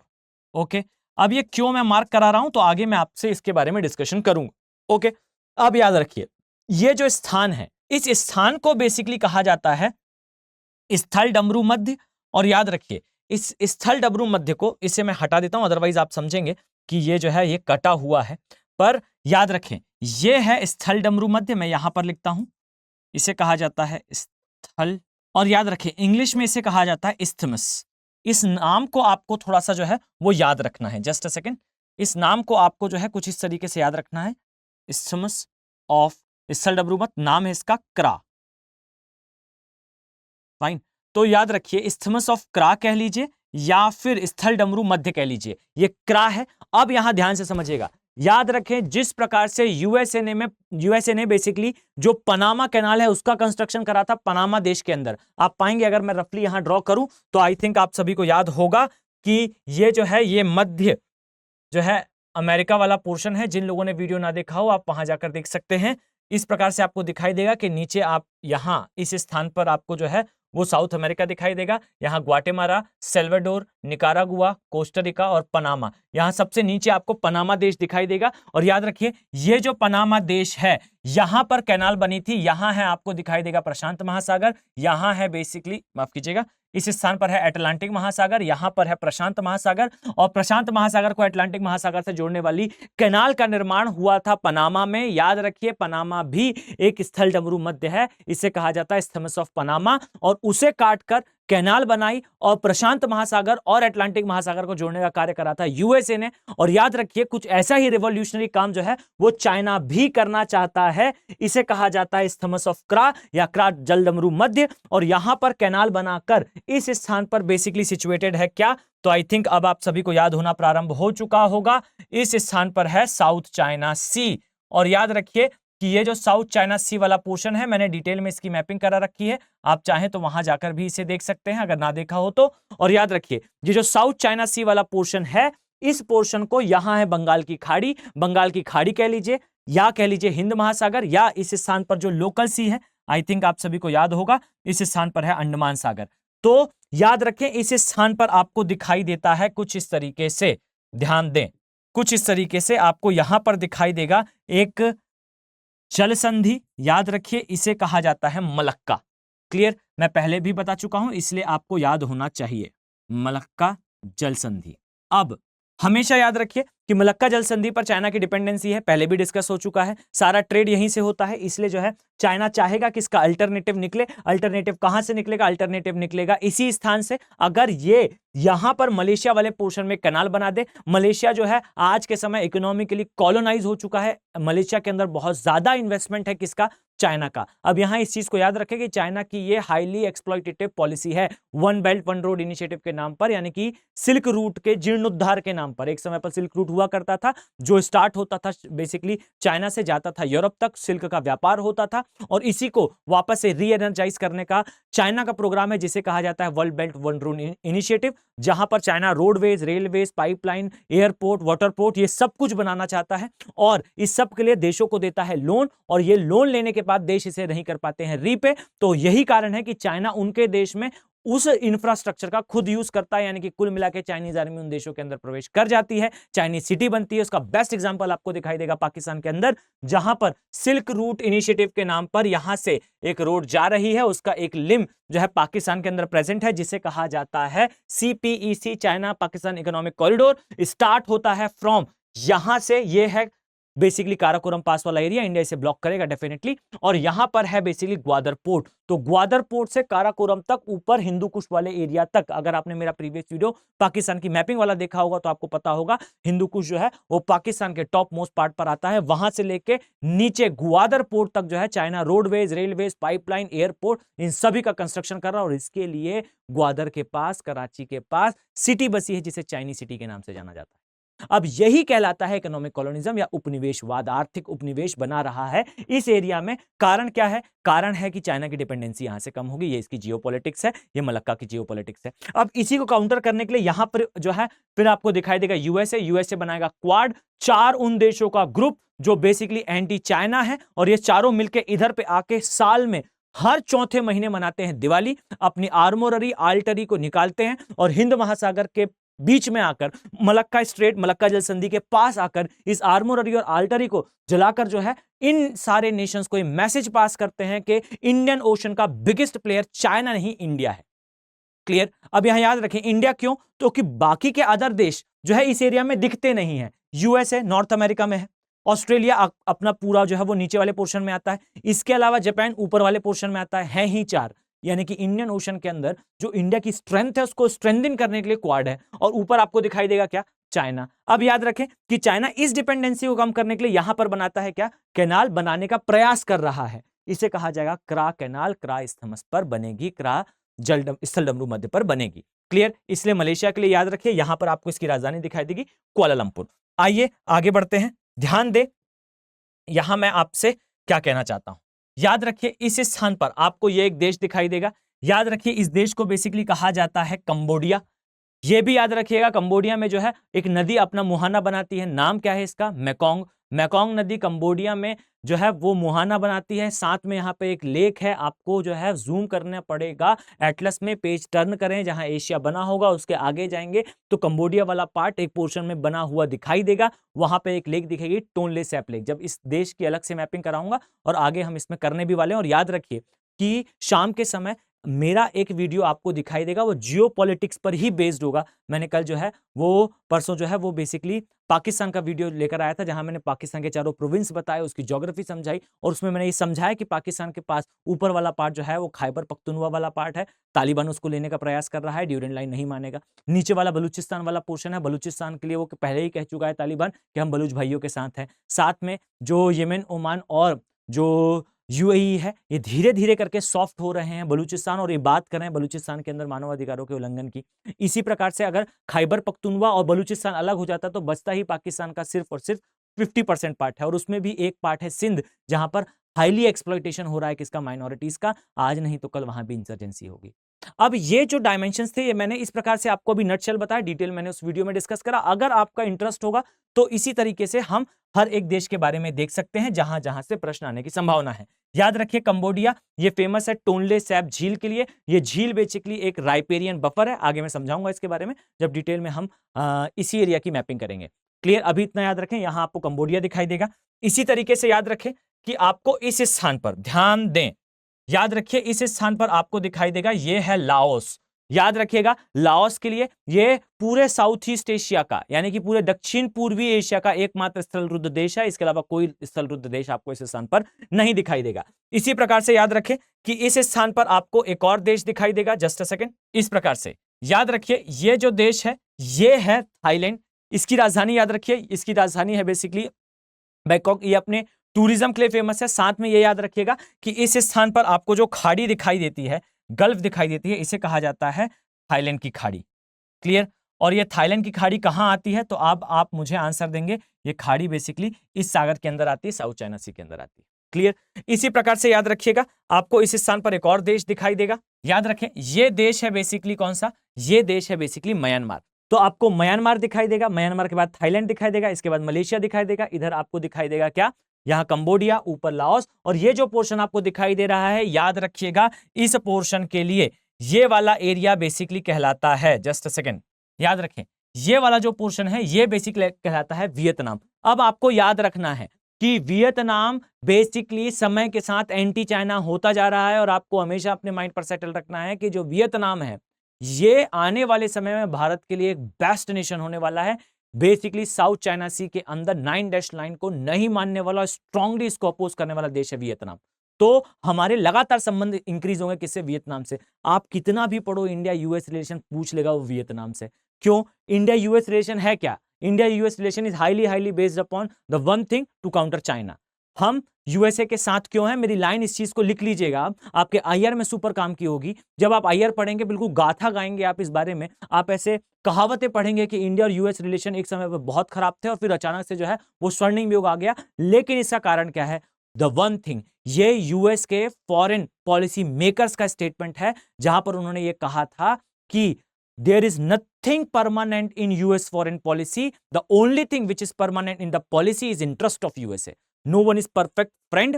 No one is permanent friend. No one is permanent enemy of USA. The only thing which is permanent is interest of USA.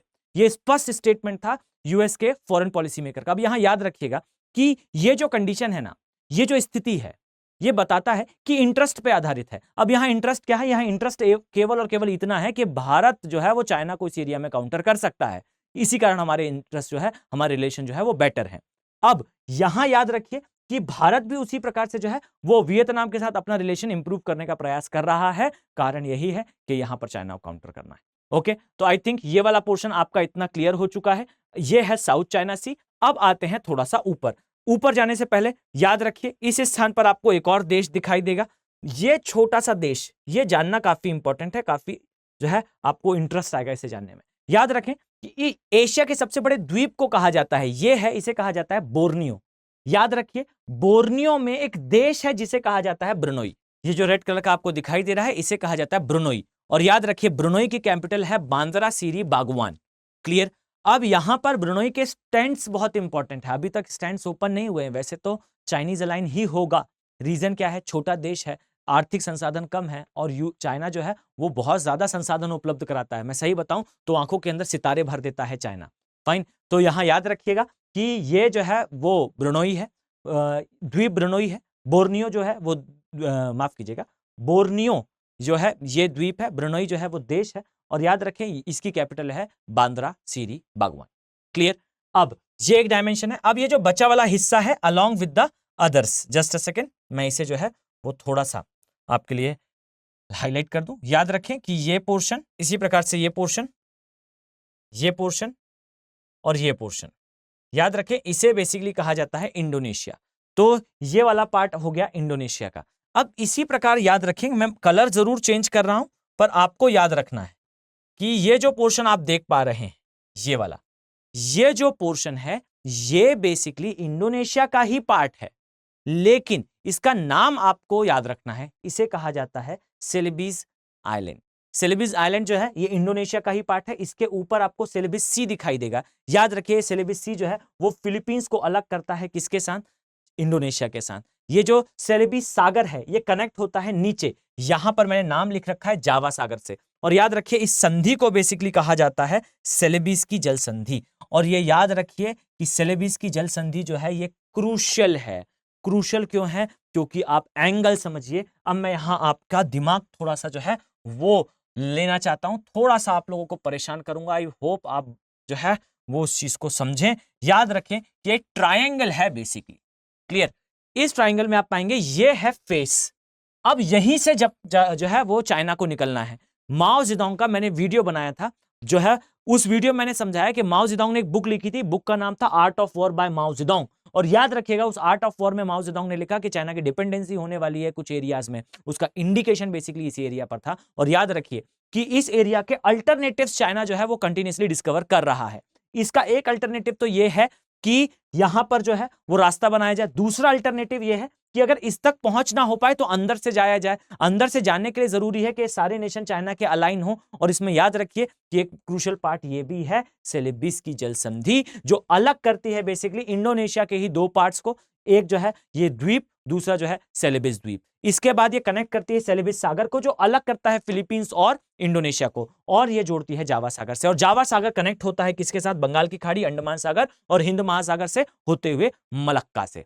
Clear. अब ये एक बात क्लियर हुई। अब यहां पर याद रखिए कि ये सामने आपको एक द्वीप दिखाई देगा।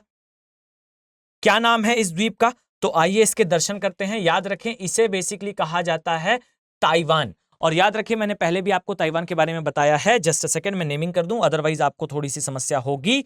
याद रखिए ये है ताइवान वाला पार्ट।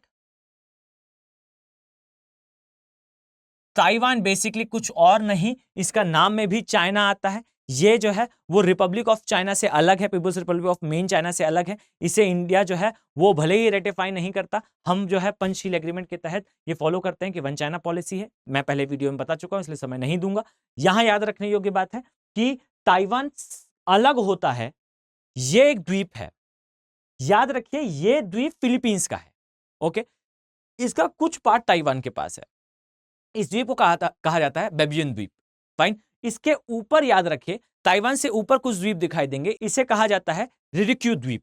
याद रखिए ये जो रिरिक्यू द्वीप्स हैं ये जापान के हैं, और ये जो हैं ये फिलीपींस के हैं। और याद रखिए दोनों अलग होते हैं ताइवान से। अब क्यों जरूरी है, मैं लिख कर दे सकता हूं, आने वाले 10 साल में ताइवान कुछ ना कुछ तो करने वाला है। अब कोई भी चीज ऐसा नहीं होगा परमाणु बम जो है उठाकर दूसरे पर हमला हो गया, स्पॉन्टेनियस इवेंट नहीं होगा। जो कुछ होगा वो धीरे धीरे प्रोपोगेट होगा। ताइवान को लगातार प्रमोट कर रहा है कौन? यूएसए। अब जब यूएसए जैसा प्लेयर इसे प्रमोट करेगा तो इसकी ज्योग्राफी आपके लिए सुपर इंपॉर्टेंट है। अब रिक्यू द्वीप जो है इसे जापान से अलग करता है, इसके अलावा जो है ये द्वीप समूह इसे फिलीपीन से अलग करता है। ये ज्योग्राफी याद रखिएगा। ताइवान खुद जो है वो चाइना से अलग होता है, साउथ चाइना सी के अंदर से। क्लियर हो गया? अब ये सारे देश की मैपिंग आपके सामने है, इसे अपने दिमाग पर सेट कर लीजिए।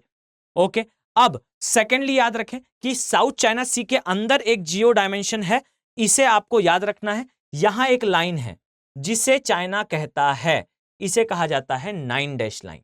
मेरे पहले के वीडियो में जहां मैंने इंडियन ज्योग्राफी की फर्स्ट क्लास ली थी वहां मैंने इसके बारे में डिस्कशन करा था। याद रखिए 9 डैश लाइन के बारे में कि चाइना ये बोलता है। अच्छा, और एक इंटरेस्टिंग डायमेंशन भी मैं आपके साथ शेयर करूंगा। याद रखिए चाइना ये बोलता है बेसिकली कि जो 9 डैश लाइन है वहां तक का साउथ चाइना सी चाइना का है। अब वर्ल्ड यूज टू आस्क कि डियर किस बेसिस पे आप ये कहते हैं कि ये हिस्सा जो है वो चाइना का है, तो चाइना जो स्टेटमेंट देता है, और मैं आपको यहां पर एक बात और बताऊं, याद रखें कि चाइना की 2 हिस्ट्री हैं। एक वो हिस्ट्री जो लोग पढ़ते हैं और दूसरी वो हिस्ट्री जो चाइना मानता है कि उसकी ऑफिशियल हिस्ट्री है। The history of China is written in a 2 manner. 2 तरीकों से चाइना का इतिहास लिखा गया है। एक तरीका वो है जिससे पूरा विश्व चाइना को जानता है, और दूसरा तरीका वो है जिससे चाइना मानता है कि ये उसका इतिहास है, और उसमें वो कभी नहीं मानता उन क्षेत्रों के बारे में जो क्षेत्र उससे ले लिए गए और दूसरे को दे दिए गए। चाइना कहता है वो किंग ही नहीं था। मैकमोहन लाइन नहीं मानता चाइना। चाइना ये बोलता है कि इस नाम से हमारे यहां कोई राजा ही नहीं था। मतलब ब्रिटिश इंडिया ने जो ट्रीटी साइन करी थी चाइना के किंग के साथ, चाइना मानता ही नहीं कि उस नाम से कोई किंग था। क्लियर? अपनी ऑफिशियल हिस्ट्री में। ओके, अब इसमें यह याद रखिए कि ये जो बीच वाला पोर्शन आपको दिखाई देता है, चाइना ये बोलता है कि पहले यह भाग जो है जमीन के ऊपर था, समय के साथ ये जमीन के अंदर चला गया। अब चूंकि ये जमीन के अंदर चला गया तो इसका मतलब ये थोड़ी है कि चाइना यहां से खत्म हो गया। अब कल के दिन कोई द्वीप जो है पानी के अंदर चला जाए तो चाइना का थोड़ी वो हो जाएगा।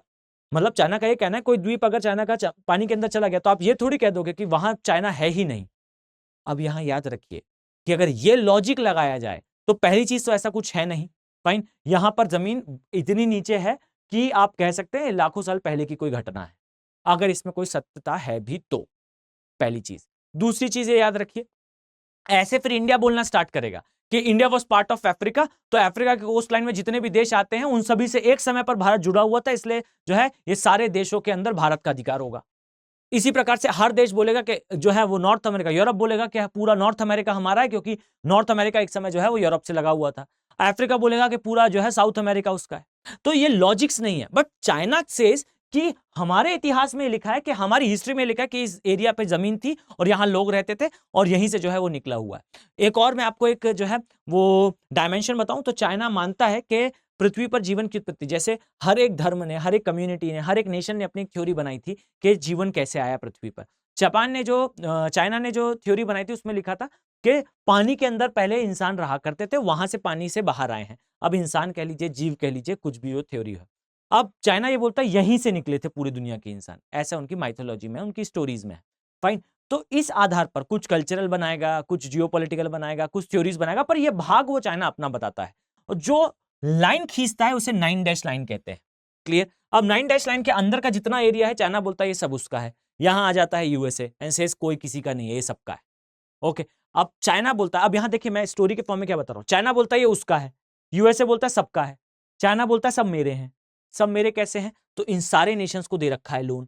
अब कौन उठाएगा ऑब्जेक्शन इसके अगेंस्ट? अब यहां पर यूएसए थोड़ा सा जो है वो अकेला थकेला पड़ जाता है। अब इसका इस कंडीशन को काउंटर करने के लिए इंडिया आगे आता है। इन इंडिया से यहां पर अगर तुम्हारा जो है हैगेमनी होगा तो तुम हमें चैलेंज करोगे, तो यहां फिर हम अपनी हैगेमनी बनाएंगे। अब जब यहां अपनी हैगेमनी होगी, इंडिया के यहां पर वर्चस्व होगा, तो वर्चस्व में टकराव होगा, और फिर यही आ जाता है ट्रिपल एंगल।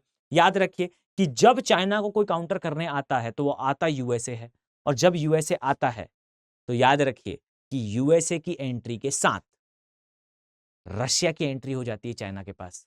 कारण क्या है कि यूएसए अगर पावरफुल होगा इस एरिया में तो वो रशिया को भी काउंटर करेगा। तो चाइना से अगर जो है वो डोमिनेंस के लिए आता है यूएसए, तो फिर चाइना के सपोर्ट में आने लगता है रशिया। यहां क्वाड एक्सरसाइज कर रहा है तो यहां पे चाइना करने लगता है, चाइना बुला लेता है रशिया को, और फिर इंडिया सोच में पड़ जाता है कि डियर हम एक्सरसाइज एक्चुअली में एंटी करेंगे किसके? रशिया के। तो ये फिर एंगल्स निकल कर आते हैं, इसे कहते हैं एक्चुअल जियोपॉलिटिक्स। तो याद रखिए कि इधर आपको वियतनाम दिखेगा, इधर आपको लाओस दिखेगा, इधर आपको जो है वो कंबोडिया दिखेगा, इधर आपको थाईलैंड दिखेगा, ये मलेशिया है, ये जो है वो म्यांमार है, ये इंडोनेशिया वाला पार्ट है, ये सेल्विस द्वीप है। सेल्विस द्वीप जो है सेल्विस जल संधि से, सेल्विस सागर और जावा सागर से जुड़ते हैं। सेल्विस सागर जो है वो फिलीपींस से अलग करता है। अब यहां पर याद रखिए कि फिलीपींस की जो कैपिटल है वो आपको इस स्थान पर दिखाई देगी, इसे कहा जाता है मनीला। फाइन। अब याद रखिए ताइवान की कैपिटल ताइपे, और इसी प्रकार से आपको अब कैपिटल्स का ऑर्डर याद करना है। याद रखिएगा कि ये सुमात्रा है, ये जावा है, जावा में इंडोनेशिया की कैपिटल जकार्ता आपको दिखाई देगी। याद रखिए इस स्थान पर आपको जकार्ता दिखेगी, यहां कुआलालंपुर दिखेगा। और मैंने आपको पहले बताया है मलक्का स्ट्रेट के बारे में, जो लोगों ने नहीं देखा है वीडियो आज उसे नोट डाउन करेंगे। याद रखिए कि मलक्का की जल संधि आप कह लीजिए प्रशांत महासागर को हिंद महासागर से जोड़ती है। मैं एक बार रिपीट कर रहा हूं, इसे समय ज्यादा नहीं दूंगा। प्रशांत महासागर को हिंद महासागर से जोड़ती है, पहला डायमेंशन। दूसरा डायमेंशन आप कह लीजिए साउथ चाइना सी को बंगाल की खाड़ी से जोड़ती है। तीसरा डायमेंशन आप कह लीजिए जावा सी को जो है वो अंडमान सागर से जोड़ती है। तीनों डायमेंशन अब याद रखिए जोड़ने वाला हो गया। अब अलग किसको करती है, तो आप ये कहिए कि ये जो है मलेशिया को इंडोनेशिया से अलग करती है। Very good. ये मलेशिया को सुमात्रा से अलग करती है, द्वीप का नाम सुमात्रा है, जावा है, बाली है। याद रखिए सुमात्रा से अलग करती है, ये भी राइट है। ये भी याद रखिए कि ये सिंगापुर को सुमात्रा से अलग करती है, राइट। ये सिंगापुर को मलेशिया से अलग करती है, राइट। ये पास होती है सिंगापुर से, राइट। ये सारे डायमेंशन आप लोग अपनी कॉपी पर नोट डाउन रखिएगा बच्चे, दिस इज हाईली इंपॉर्टेंट। अगर आपने इसे कंसेप्चुलाइज कर लिया, मैं दावे के साथ कह सकता हूं कि आपके सारे जो है वो क्वेश्चंस राइट होने वाले। ओके, तो आई थिंक इतना पोर्शन इतना जो है आपके लिए सफिशिएंट होगा। जस्ट अ सेकेंड, मैं इसकी नेमिंग कर दूं, फिर हम आगे बढ़ते हैं। आई थिंक ये पोर्शन क्लियर है। आइए हम आगे बढ़ते हैं। अब हम देखते हैं बेसिकली इंडियन ओशन के अंदर थोड़ा सा और अंदर जाकर, यहां पर आपको कुछ चीजें और पता चलेंगी। बहुत ज्यादा न्यू नहीं है आपके लिए, जो है वो थोड़ा सा इजी टू अंडरस्टैंड है। क्लियर। ये जो हम ड्रॉ करने वाले हैं, याद रखें कि ये अफ्रीका वाला पोर्शन है। इस प्रकार से आपको आई थिंक याद होगा।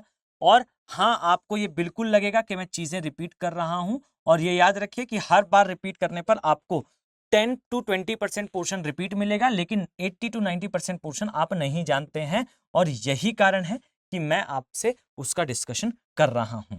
आप मेरे इस डायमेंशन को, मेरी इस रिक्वेस्ट को थोड़ा सा माने कि आपके लिए ये सारी चीजें जो है वो जरूरी होने वाली हैं। आपके लिए ये सारा कंटेंट जो है वो वैल्यूएबल रहेगा, और इस उम्मीद के साथ कि आप सभी इसे बिना स्किप करें याद करेंगे और साथ में थोड़ा इसे शेयर करेंगे, ये मैं मानकर चलता हूं। क्लियर। इसी प्रकार से याद रखें कि ये आपको दिखाई देगा हमारा ग्रेट इंडिया, और नीचे वाले पोर्शन की मैपिंग चूंकि हो चुकी है, हम इसे जो है और आगे नहीं बढ़ाने वाले, इसे जो है यहां पर लाकर हम इस तरीके से खत्म कर देंगे। फाइन। तो ये एक ब्रॉडर सेंस में आउटलाइन बनकर रेडी है। आई थिंक आपको समझ में आ रहा होगा। आइए यहां याद रखें कि ये जो स्थान आपको दिखाई देगा, इसे कहा जाता है रेड सी। यहां इसके जो संधियां हैं ये मैं आपको पहले बता चुका हूं, इसलिए हम इस पर ज्यादा फोकस नहीं करने वाले। इसी प्रकार से याद रखिए द गल्फ। इसी प्रकार से याद रखिए कि आपको यहां पर जो है वो दिखाई देगा श्रीलंका। ओके, तो ये एरिया में कौन कौन से द्वीप हैं ये सब कुछ मैं आपको बता चुका हूं। यहां पर आपको जो है वो लक्षद्वीप दिखाई देगा। इसी प्रकार से यहां पर आपको जो है वो मालदीव्स दिखाई देगा। इसी प्रकार से यहां आपको जो है वो कुछ इस तरीके से छागोस द्वीप दिखाई देंगे। इसी तरीके से यहां आप सुकोत्रा द्वीप दिखाई देंगे। इसी तरीके से यहां आप आएंगे तो इस स्थान पर जो है आपको मॉरिशस के द्वीप समूह दिखाई देंगे। कुछ छोटे द्वीप समूह और भी हैं जैसे रीयूनियन और इसके बारे में। अब इन सभी के बारे में हम चूंकि देख चुके हैं, हम अभी इस पर फोकस नहीं करेंगे। बस इतना याद रखिए मालदीव्स के अंदर अभी कल परसों की घटना है कि इंडिया गो बैक के नारे लगे। ये याद रखिए, ये कोई बहुत बड़ा इवेंट नहीं है। इंडिया जो है इंडियन ओशन में अपना डोमिनेंस ला रहा है, इसे चलिए मान लेते हैं और मानना चाहिए भी कि India is a principle governed nation. हम जो है सिद्धांतों पर कार्य करने वाले देश हैं, लेकिन ऐसे सिद्धांत हमारे लिए बिल्कुल काम के नहीं है जो नेशनल इंटरेस्ट से ज्यादा हों।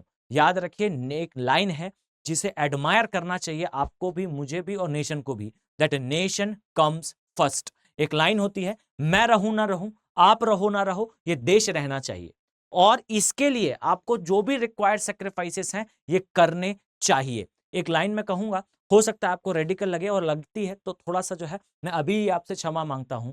रशिया जो है एक टाइम पर वर्ल्ड वॉर में जब लड़ाई कर रहा था, उस समय रशिया का एक स्टेटमेंट था, ये स्टेटमेंट था कि world without Russia is nothing, world without USSR is nothing. इस दुनिया में अगर यूएसएसआर नहीं है तो ये दुनिया कुछ नहीं है, जब कुछ नहीं है तो मैं रहने भी नहीं दूंगा दुनिया को। ये याद रखें कि ये स्टेटमेंट था, नो डाउट ये रेडिकल स्टेटमेंट है, बट ये दिखाता है कि रशिया अपने देश को कितना इंपॉर्टेंस दे रहा है, अपने आप को, अपने देश को सबसे फर्स्ट रख रहा है। अब यहीं पर जो है आपको डायमेंशन दिखाई देगा कि India says nation comes first, देश सबसे पहले आता है। सबसे पहले का मतलब सबसे पहले है। अब यहां पर मॉरिशस के अंदर हो या मालदीव्स के अंदर हो, इंडिया अपने इंटरवेंशंस प्ले करता है और इसका कारण यह है अगर यहां पर इंडिया डोमिनेट नहीं करेगा या फिर इंडिया अपने आप को ब्लैंकेट कवर नहीं लेगा।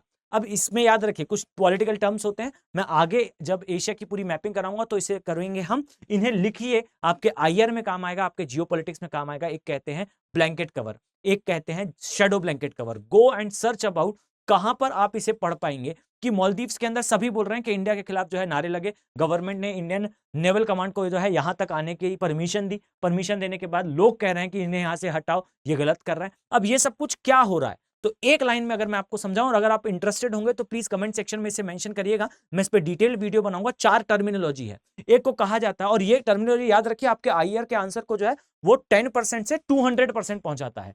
याद रखिए 4 टर्मिनोलॉजी है, एक को कहा जाता है बेसिकली ब्लैंकेट कवर, दूसरे को कहा जाता है शेडो ब्लैंकेट कवर, और तीसरे को कहा जाता है आर्मी कवर, चौथे को कहा जाता है armoury, artillery and full strength cover. अब इनके कोई जो है असला बारूद के साथ फुल कवर, फाइन। तो ये तो खैर मिलिट्री साइंसेस में चला जाता है, ब्लैंकेट और शेडो ब्लैंकेट, ये वर्ड इंग्लिश में ही जाएंगे, फाइन। तो याद रखिए ब्लैंकेट और शेडो ब्लैंकेट कवर ये बेसिकली कंडीशन है। इंडिया जो है यहां पर मालदीव्स को ब्लैंकेट कवर और शेडो ब्लैंकेट कवर दोनों देता है। इसका मतलब है कि मालदीव्स हो या मॉरिशस हो, इन देशों को अपना नेवल कमांड बनाना चाहिए, लेकिन जब कभी मालदीव्स या मॉरिशस कभी संकट पे आएंगे तो इंडियन नेवल कमांड आगे से जो है लीड करेगा। अब यहां याद रखिए शेडो ब्लैंकेट कवर का मतलब होता है, शेडो ब्लैंकेट का कवर का मतलब है कि जो देश है वो अपना नेवल कमांड लेकर निकले युद्ध में और वो देश युद्ध लड़े, हारने लगेगा तो इंडियन नेवल कमांड आगे आएगा। क्लियर, इसे कहा जाता है शेडो ब्लैंकेट कवर। दूसरा होता है ब्लैंकेट कवर, और ब्लैंकेट कवर का मतलब है उस देश का naval command second line of defence होगा। फर्स्ट लाइन ऑफ डिफेंस कौन होगा? फर्स्ट लाइन ऑफ डिफेंस होगा इंडियन नेवल कमांड।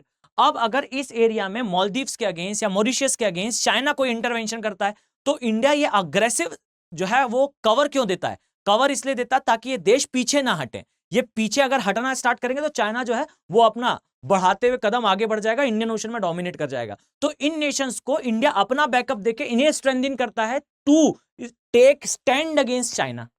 अब याद रखिए कि हम जब मालदीव्स में या मॉरिशस में शेडो ब्लैंकेट कवर जैसी बात करते हैं, इंडिया कभी एक्सेप्ट थोड़ी करेगा इस चीज को कि हम ये कवर देंगे, फाइन। ये तो अंडरस्टूड होता है ट्रीटीज में लिखी बातों से, फाइन। तो हम मालदीव्स में या मॉरिशस में जाकर ब्लैंकेट और शेडो ब्लैंकेट कवर देने की बात करते हैं। अब इससे होता क्या है, शेडो ब्लैंकेट कवर देने पे आपको अपना नेवल कमांड अपने ही देश के पास रखना है, या फिर कोई एक आध द्वीप मांग ले वहां दूर उस देश से रखें। अगर वो देश कभी वॉर में जाएगा तो फिर आपका नेवल कमांड पीछे पीछे पहुंच जाए।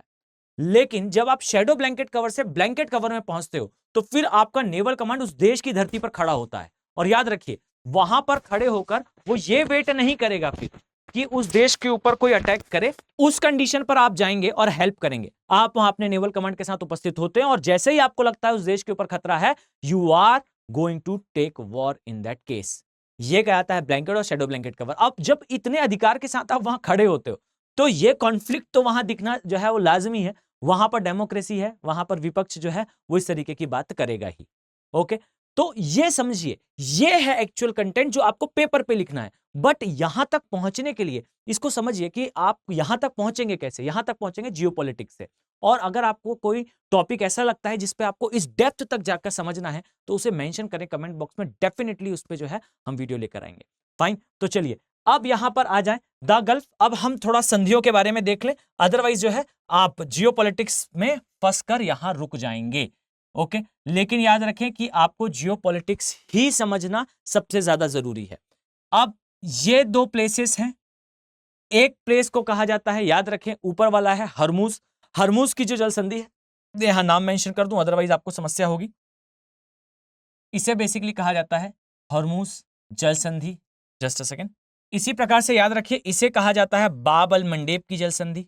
और याद रखिए कि बाब अल मंडेब की जल संधि जो है ये सुपर इंपॉर्टेंट है, और यही कारण है मॉरिशस में हम खड़े हैं। कारण क्या है? जो रेड सी है वो आगे कनेक्ट किससे होता है? सुएज कैनाल से। किसके साथ? मेडिटेरेनियन सी के साथ। भूमध्य सागर से चलता हुआ शिप सुएज कैनाल से होते हुए तो इधर से निकलेगा।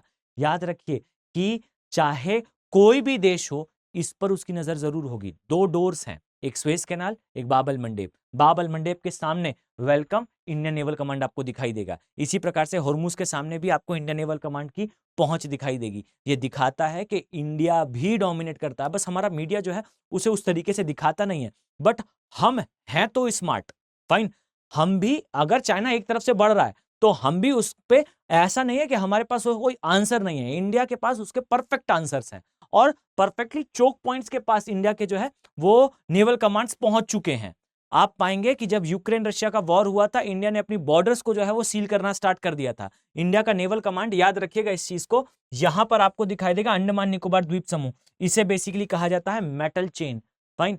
3 टर्मिनोलॉजी है, अगर आप लोग इंटरेस्टेड होंगे तो इस पे हम वीडियो करेंगे। इसमें कहा जाता है मेटल कार्डल या फिर आयरन चेन। इसके अलावा कहा जाता है string of pearl, string of flower, यानी कि फूलों की माला, मोतियों की माला और लोहे की चेन। ये 3 टर्मिनोलॉजी है। चाइना हमें यहां से घेरता है, फाइन। यहां पर जो है वो चाइना ने पोर्ट बाय करा, म्यांमार से बाय करते करते यहां आएगा चाइना, श्रीलंका, श्रीलंका से होते हुए यहां पाकिस्तान के ग्वादर तक।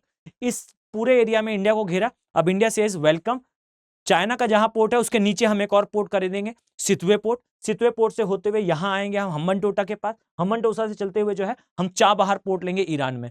तुमने हमें इधर घेरा, just a second, you will find के China used to circle India in that manner, India says welcome India in that manner. तो चाइना ने घेरा, फिर इंडिया ने घेरा। क्लियर? अब उसी तरीके से इस एरिया में चाइना हमें जो है वो काउंटर करेगा, तो यहां पर वेलकम हम भी मिलेंगे।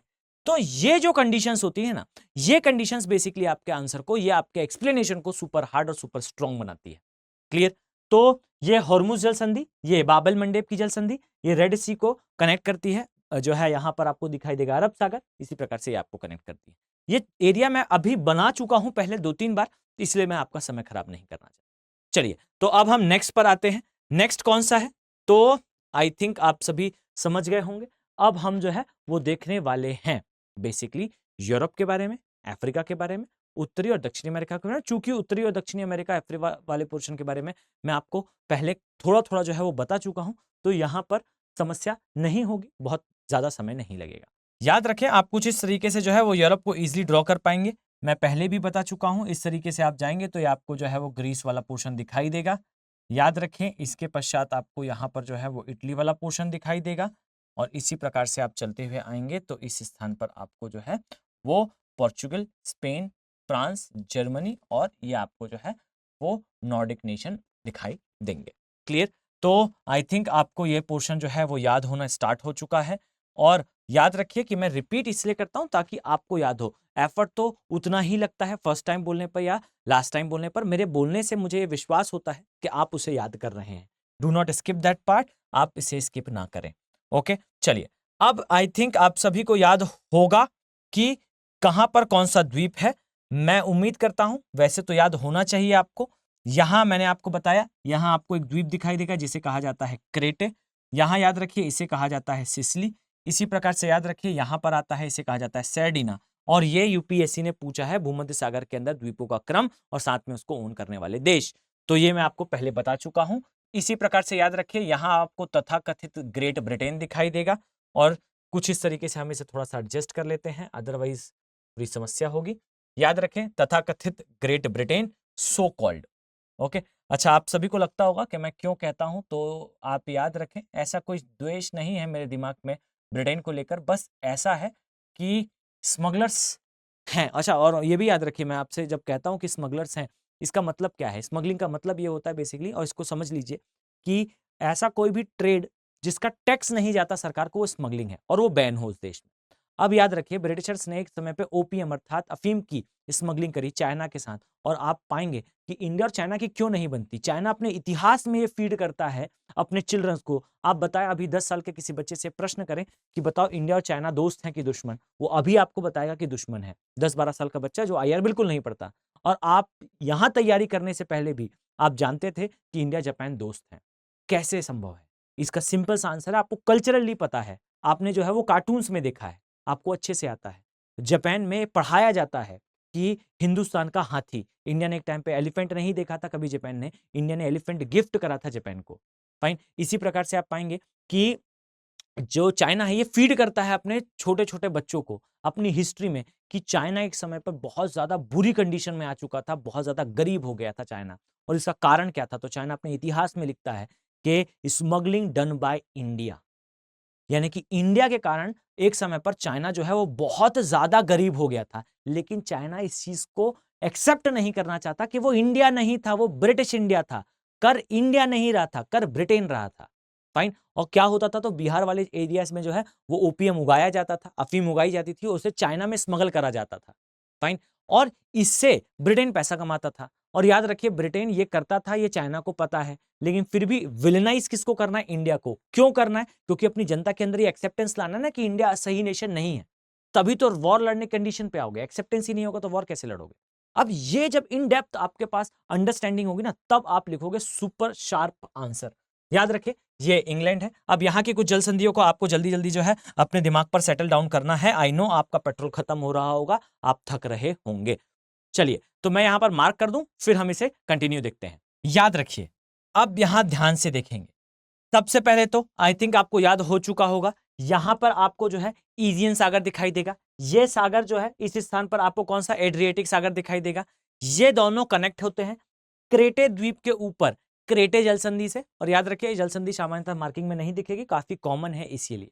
तो क्रेटे जलसंधि क्रेटे द्वीप है, इसे कौन ओन करता है? तो ऊपर आपको यहां पर ग्रीस दिखाई देगा। याद रखिए ग्रीस यहां पर है, और याद रखिए ग्रीस ही इस क्रेटे द्वीप को ओन करता है। इसके बीच में क्रेटे जलसंधि है जो इजियन सागर को कनेक्ट करती है एड्रिएटिक सागर से। अब याद रखिए मेरा इटली जो है वो थोड़ा सा इधर आ गया, इटली थोड़ा सा इस तरफ शिफ्टेड है। और याद रखिए एड्रिएटिक सागर को इस स्थान पर जो खुला सागर है, खुला मतलब कि भूमध्य सागर है, याद रखिए ये ओट्रांटो जो संधि है ये कनेक्ट करती है यहां एड्रिएटिक सागर को किसके साथ? भूमध्य सागर के साथ। इसी प्रकार से याद रखिए कि जो ओपन सागर भूमध्य है यहां पर टिरहिनियन सागर, टिरहिनियन सागर बेसिकली जो है ये क्या है? इटली है। इटली के नीचे आपको सिसिली दिखाई देगा, और सिसिली के ऊपर आपको टिरहिनियन सागर दिखाई देगा, टिरहिनियन सी दिखाई देगा। अब याद रखिए जो टिरहिनियन सी है ये एड्रिएटिक, माफ कीजिएगा, भूमध्य सागर या मेडिटेरेनियन सी के साथ कनेक्ट होता है कौन सी संधि के द्वारा? तो याद रखिए इसे कहा जाता है मेसिन्सा या फिर मेसिन्सा। फाइन। मैं यहां पर जो है इसके दोनों नाम लिख दूं, आई थिंक आपके लिए रीडेबल नहीं होगा। एक को कहा जाता है मेसिन्सा, क्लियर, और दूसरा ये है। आप दोनों में से कोई भी नाम याद रखें, बस ये दोनों आपस में कनेक्ट होते हैं। इसके बाद याद रखिए भूमध्य सागर को इस स्थान पर आपको पूरा ओपन अटलांटिक दिखाई देगा, जिब्राल्टर जलसंधि जो कनेक्ट करती है। आराम से इसे याद कर लें, ये 3 जलसंधियां हैं, सुपर इजी है, एग्जाम पॉइंट ऑफ व्यू से इंपॉर्टेंट है। याद रखिए कि सिसिली को ओन करता है इटली। यहां पर आपको दिखाई देगा जो है भूमध्य सागर का प्रकाश स्तंभ, जिसे बेसिकली कहा जाता है लाइट हाउस ऑफ मेडिटेरेनियन सी। ये है यहां पर पाया जाने वाला एक ज्वालामुखी, इसे कहा जाता है स्ट्रेम्बोली। अगर हम जो है आगे बढ़ेंगे, ये सीरीज जो है अगर अच्छा जो है रन करती है, आप सभी इसे थोड़ा सा शेयर करें, अगर आपका अच्छा इंगेजमेंट होता है इसके साथ, तो डेफिनेटली फिर मैं यहाँ पे पैसिफिक रिंग ऑफ फायर यानी कि प्रशांत अग्नि मेखला की मैपिंग, यहाँ ज्वालामुखी और अदर जो नेचुरल डिजास्टर्स के पॉइंट्स हैं उस सभी को हम डिस्कस करेंगे। यहाँ पर प्रकाश स्तंभ दिखाई देगा। इसी प्रकार से याद रखिए जिब्राल्टर जो है ओपन होता है। अब याद रखें इस स्थान पर तथाकथित आपको ग्रेट ब्रिटेन दिखाई देगा, और ये ब्रिटेन वाला पार्ट, और मैं पहले भी बता चुका हूं कि इसके ऊपर जो है नदन आयरलैंड है। ब्रिटेन क्या है मैं पहले बता चुका हूं, यूके मतलब यूनाइटेड किंगडम, उत्तरी Ireland plus Britain United kingdom है। ब्रिटेन में स्कॉटलैंड, वेल्स और इंग्लैंड आते हैं, क्लियर। अब याद रखें कि ब्रिटेन और मुख्य यूरोप ये अलग होते हैं 2 चैनल से। एक नाम याद रखिए और एक दूसरा नाम याद रखिए। एक को कहा जाता है इंग्लिश चैनल, या आप कहो डोबर जल संधि, क्लियर, या फिर डोबर स्ट्रेट। इसी प्रकार से याद रखिए जो उत्तरी आयरलैंड है वो इससे अलग होता है, नॉर्थ चैनल से या आप कह लीजिए सेंट जॉर्ज चैनल से। क्लियर। अब इसी प्रकार से आपको याद रखना है, इसके ऊपर यहां आपको आइसलैंड दिखाई देगा। अब आइसलैंड इससे कौन से सागर से अलग होता है तो मैं पहले बता चुका हूं। यहां आपको दिखाई देगा कौन सा, नॉर्वेजियन सी। और याद रखिए नॉर्वेजियन सी इन दोनों को अलग करता है। अब इसके ऊपर जाएंगे तो आपको ग्रीनलैंड दिखाई देगा, और ग्रीनलैंड के लिए मैं आपको बता चुका हूं कि ग्रीनलैंड और आइसलैंड आपस में अलग होता है डेनमार्क जल संधि से। क्लियर। तो इसके बाद हम रफली ही देखेंगे because this is a type of revision only. याद रखें आपको इस स्थान पर, अब मैं यहां रफ ड्रॉ कर रहा हूं क्योंकि मैं आपको पहले बता चुका हूं। याद रखें कि इस स्थान पर आपको जो है वो उत्तरी अमेरिका दिखाई देगा। इस तरीके से आप आएंगे तो आपको इस स्थान पर जो है कुछ इस तरीके से उत्तरी अमेरिका दिखाई देगा। याद रखें यहां से आप चलते हुए आएंगे तो इस तरीके से। अब यहां आपको ग्रीनलैंड दिखाई देगा। मैं चूंकि करा चुका हूं इसलिए थोड़ा सा रफ ड्रॉ कर रहा हूं। ओके, तो याद रखें आइसलैंड और ग्रीनलैंड, यहां पर आपको एक जल संधि दिखाई देगी। हमेशा याद रखिए इसे कहा जाता है डेनमार्क की जल संधि। क्लियर। इसके पश्चात यहां पर याद रखें ऊपर आपको कौन सा सागर दिखाई देगा, मैं बता चुका हूं पहले भी। फाइन, आप लोग को याद होना चाहिए। चलिए मैं इसे एक बार जो है आपके सामने ड्रॉ कर ही देता हूं। यहां आपको दिखाई देगा बफिन, बफिन के नीचे यहां पर याद रखिए इसे कहा जाता है लेब्राडोर। ये है हडसन, ये कनेक्ट होता है बेसिकली डेविस स्ट्रेट से। ये वाला जैसा मैंने आपको बताया ये हडसन स्ट्रेट से कनेक्ट होता है। इसी प्रकार से आपको इस स्थान पर जो द्वीप समूह दिखाई देते हैं, याद रखिए इसे कहा जाता है कैरेबियन द्वीप समूह। यहां अंदर आपको याद रखना है, यहां पर कैरेबियन, यहां पर मैक्सिको की खाड़ी दिखाई देगी। मैक्सिको की खाड़ी के अंदर आपको जो है उत्तरी अमेरिका की सबसे लंबी नदी डेल्टा बनाती हुई दिखाई देगी, इसे कहा जाता है मिसिसिपी नदी। और याद रखिए ये कहलाते हैं कैरेबियन द्वीप। कैरेबियन द्वीप समूह में यहां पर आपको कुछ इस तरीके से, जस्ट अ फ्यू सेकेंड, चूंकि मैं ये करा चुका हूं यहां रफली हम ड्रॉ कर रहे हैं। याद रखें कि आपको कुछ इस तरीके से यहां आपको फ्लोरिडा दिखेगा, ये अंदर आपको मैक्सिको दिखेगा, ये मैक्सिको की खाड़ी दिखेगी। इस प्रकार से आपको द्वीप समूह दिखेंगे। याद रखें कि ये है मैक्सिको की खाड़ी, ये है कैरेबियन सागर, ये है यूकेंटिया की जल संधि, ये है फ्लोरिडा। यहां पर आपको दिखाई देगा फ्लोरिडा की जल संधि, और यहां आपको दिखाई देगा बेसिकली क्या, तो यहां पर आपको दिखाई देगा सार्गोस सागर। तो सार्गोस सागर फ्लोरिडा की जल संधि के द्वारा कैरेबियन सागर से कनेक्ट होता है, कैरेबियन सागर मैक्सिको से कनेक्ट होता है यूकेंटिया की जल संधि के द्वारा। कैरेबियन द्वीपों को डिस्कवर करा था कोलंबस ने। इसके याद रखिए इसे ग्रेटर एंटिलीज कहा जाता है, इसके नीचे जो है वो लेसर एंटिलीज है। यहाँ क्यूबा, बहामास, जमाइका आते हैं। क्यूबा अपने राइस बोल के लिए जो है, जमाइका अपने जो है वो टोबैको के लिए, और जैसा मैंने आपको बताया कि बहामास जो है अपनी हवाई क्लोथिंग के लिए प्रसिद्ध है। इसी तरीके से याद रखें कि आपको इस स्थान पर, यहाँ पर आपको दिखाई देगा ब्यूफोर्ट सी। याद रखें यहाँ क्वीन एलिजाबेथ द्वीप दिखाई देंगे। इसी तरीके से यहाँ आपको बेरिंग सागर दिखाई देगा। यहाँ पर आपको गल्फ ऑफ अलास्का दिखाई देगा, यहाँ गल्फ ऑफ कैलिफोर्निया, यहाँ पर गल्फ ऑफ कैलिफोर्निया के सामने नोट डाउन कर लीजिएगा कैलिफोर्निया की जल संधि दिखाई देगी। इसी तरीके से यहाँ पर मैं आपको पहले बता चुका हूँ इस स्थान पर आपको जल संधि दिखाई देगी। चूंकि ये पोर्शन मैं करा चुका हूं इसलिए बस एक क्विक रिकैप है। यहां याद रखिए पनामा की जल संधि है। अब इसी तरीके से आपको याद रखना है कि आपको इस स्थान पर जो है वो इस प्रकार से अफ्रीका, याद रखें अफ्रीका में बहुत ज्यादा जल संधियां नहीं है, आप वन गो अफ्रीका है। और ये याद रखिए कि आपको इस प्रकार से जो है अफ्रीका दिखाई देगा। और ये भी याद रखिएगा कि इस स्थान पर कुछ इस तरीके से यहां आपको जो है वो एक द्वीप दिखाई देगा। क्या नाम है इसका, तो आई थिंक आप सभी को याद हो गया होगा। इस स्थान पर जो है आपको दिखाई देता है एक इंपॉर्टेंट द्वीप। क्या नाम है इसका, इसे कहा जाता है मेडागास्कर। मेडागास्कर अफ्रीका से अलग होता है एक चैनल के माध्यम से। याद रखिएगा इस चैनल को बेसिकली कहा जाता है मोजाम्बिक चैनल। और यह भी याद रखिएगा कि मोजाम्बिक चैनल के एक साइड पर हमेशा याद रखें यहां से अगुलहास नाम की गर्म जलधारा निकलती है। तो आई थिंक आपको ये सारा पोर्शन समझ में आ चुका होगा और ये आपके लिए वैल्यूफुल रहा होगा। मैं ये उम्मीद करता हूं कि आप सभी को ये सीरीज पसंद आ रही है। देखिए ये एक ओल्ड स्कूल मेथड है और इस तरीके से पढ़ाना काफ़ी हेक्टिक होता है। जिस वीडियो को आप शायद 1 या 1.5 घंटे में देख रहे हैं, इसे रिकॉर्ड होने में लगभग 3 घंटे का समय लग जाता है। तो मैं ये मानकर चलता हूँ कि ये आपके लिए एक वैल्यू फॉर टाइम प्रोडक्ट है, वैल्यू फॉर टाइम सीरीज है। अब आप इसे समझिए कि आप, मैं ऐसा नहीं कह रहा हूं कि मैं बहुत ज़्यादा कोई एक्स्ट्रा ऑर्डिनरी आपको पढ़ा रहा हूं या फिर जो है वो बहुत कुछ एक्स्ट्रा है। बस मैं इतना कहना चाहता हूं कि आपको एक स्थान पर ये सब कुछ चीज़ें जल्दी नहीं मिलेंगी। तो अगर आप इस तक पहुंच रहे हैं तो मेरी आपसे एक रिक्वेस्ट होगी कि आप इसे थोड़ा सा शेयर करें, बिकॉज आपका एक शेयर जो है हमें मोटिवेट करेगा इस सीरीज को कंटिन्यू करें। और याद रखें कि मैं आपके साथ दावे के साथ ये कहता हूं कि अगर ये कंटिन्यू रहता है तो आपने अगर इसके हर एक वीडियो को देख लिया, आपका नॉलेज नेक्स्ट लेवल होगा, आपके आंसर नेक्स्ट लेवल होंगे और आपके मार्क्स भी इससे अफेक्ट होंगे, इससे इंप्रूव होंगे। तो आई थिंक आप डेफिनेटली इसे शेयर करेंगे, आप जो है वो कंटिन्यू इसके नोट्स बनाएंगे, टेलीग्राम चैनल से इसे डाउनलोड कर लीजिए और मिलते हैं नेक्स्ट वीडियो में। Have a very nice day. Thank you. Hindi में यूपीएससी की तैयारी से संबंधित प्रोग्राम्स को देखने के लिए सब्सक्राइब करें स्टडी IQ IAS हिंदी।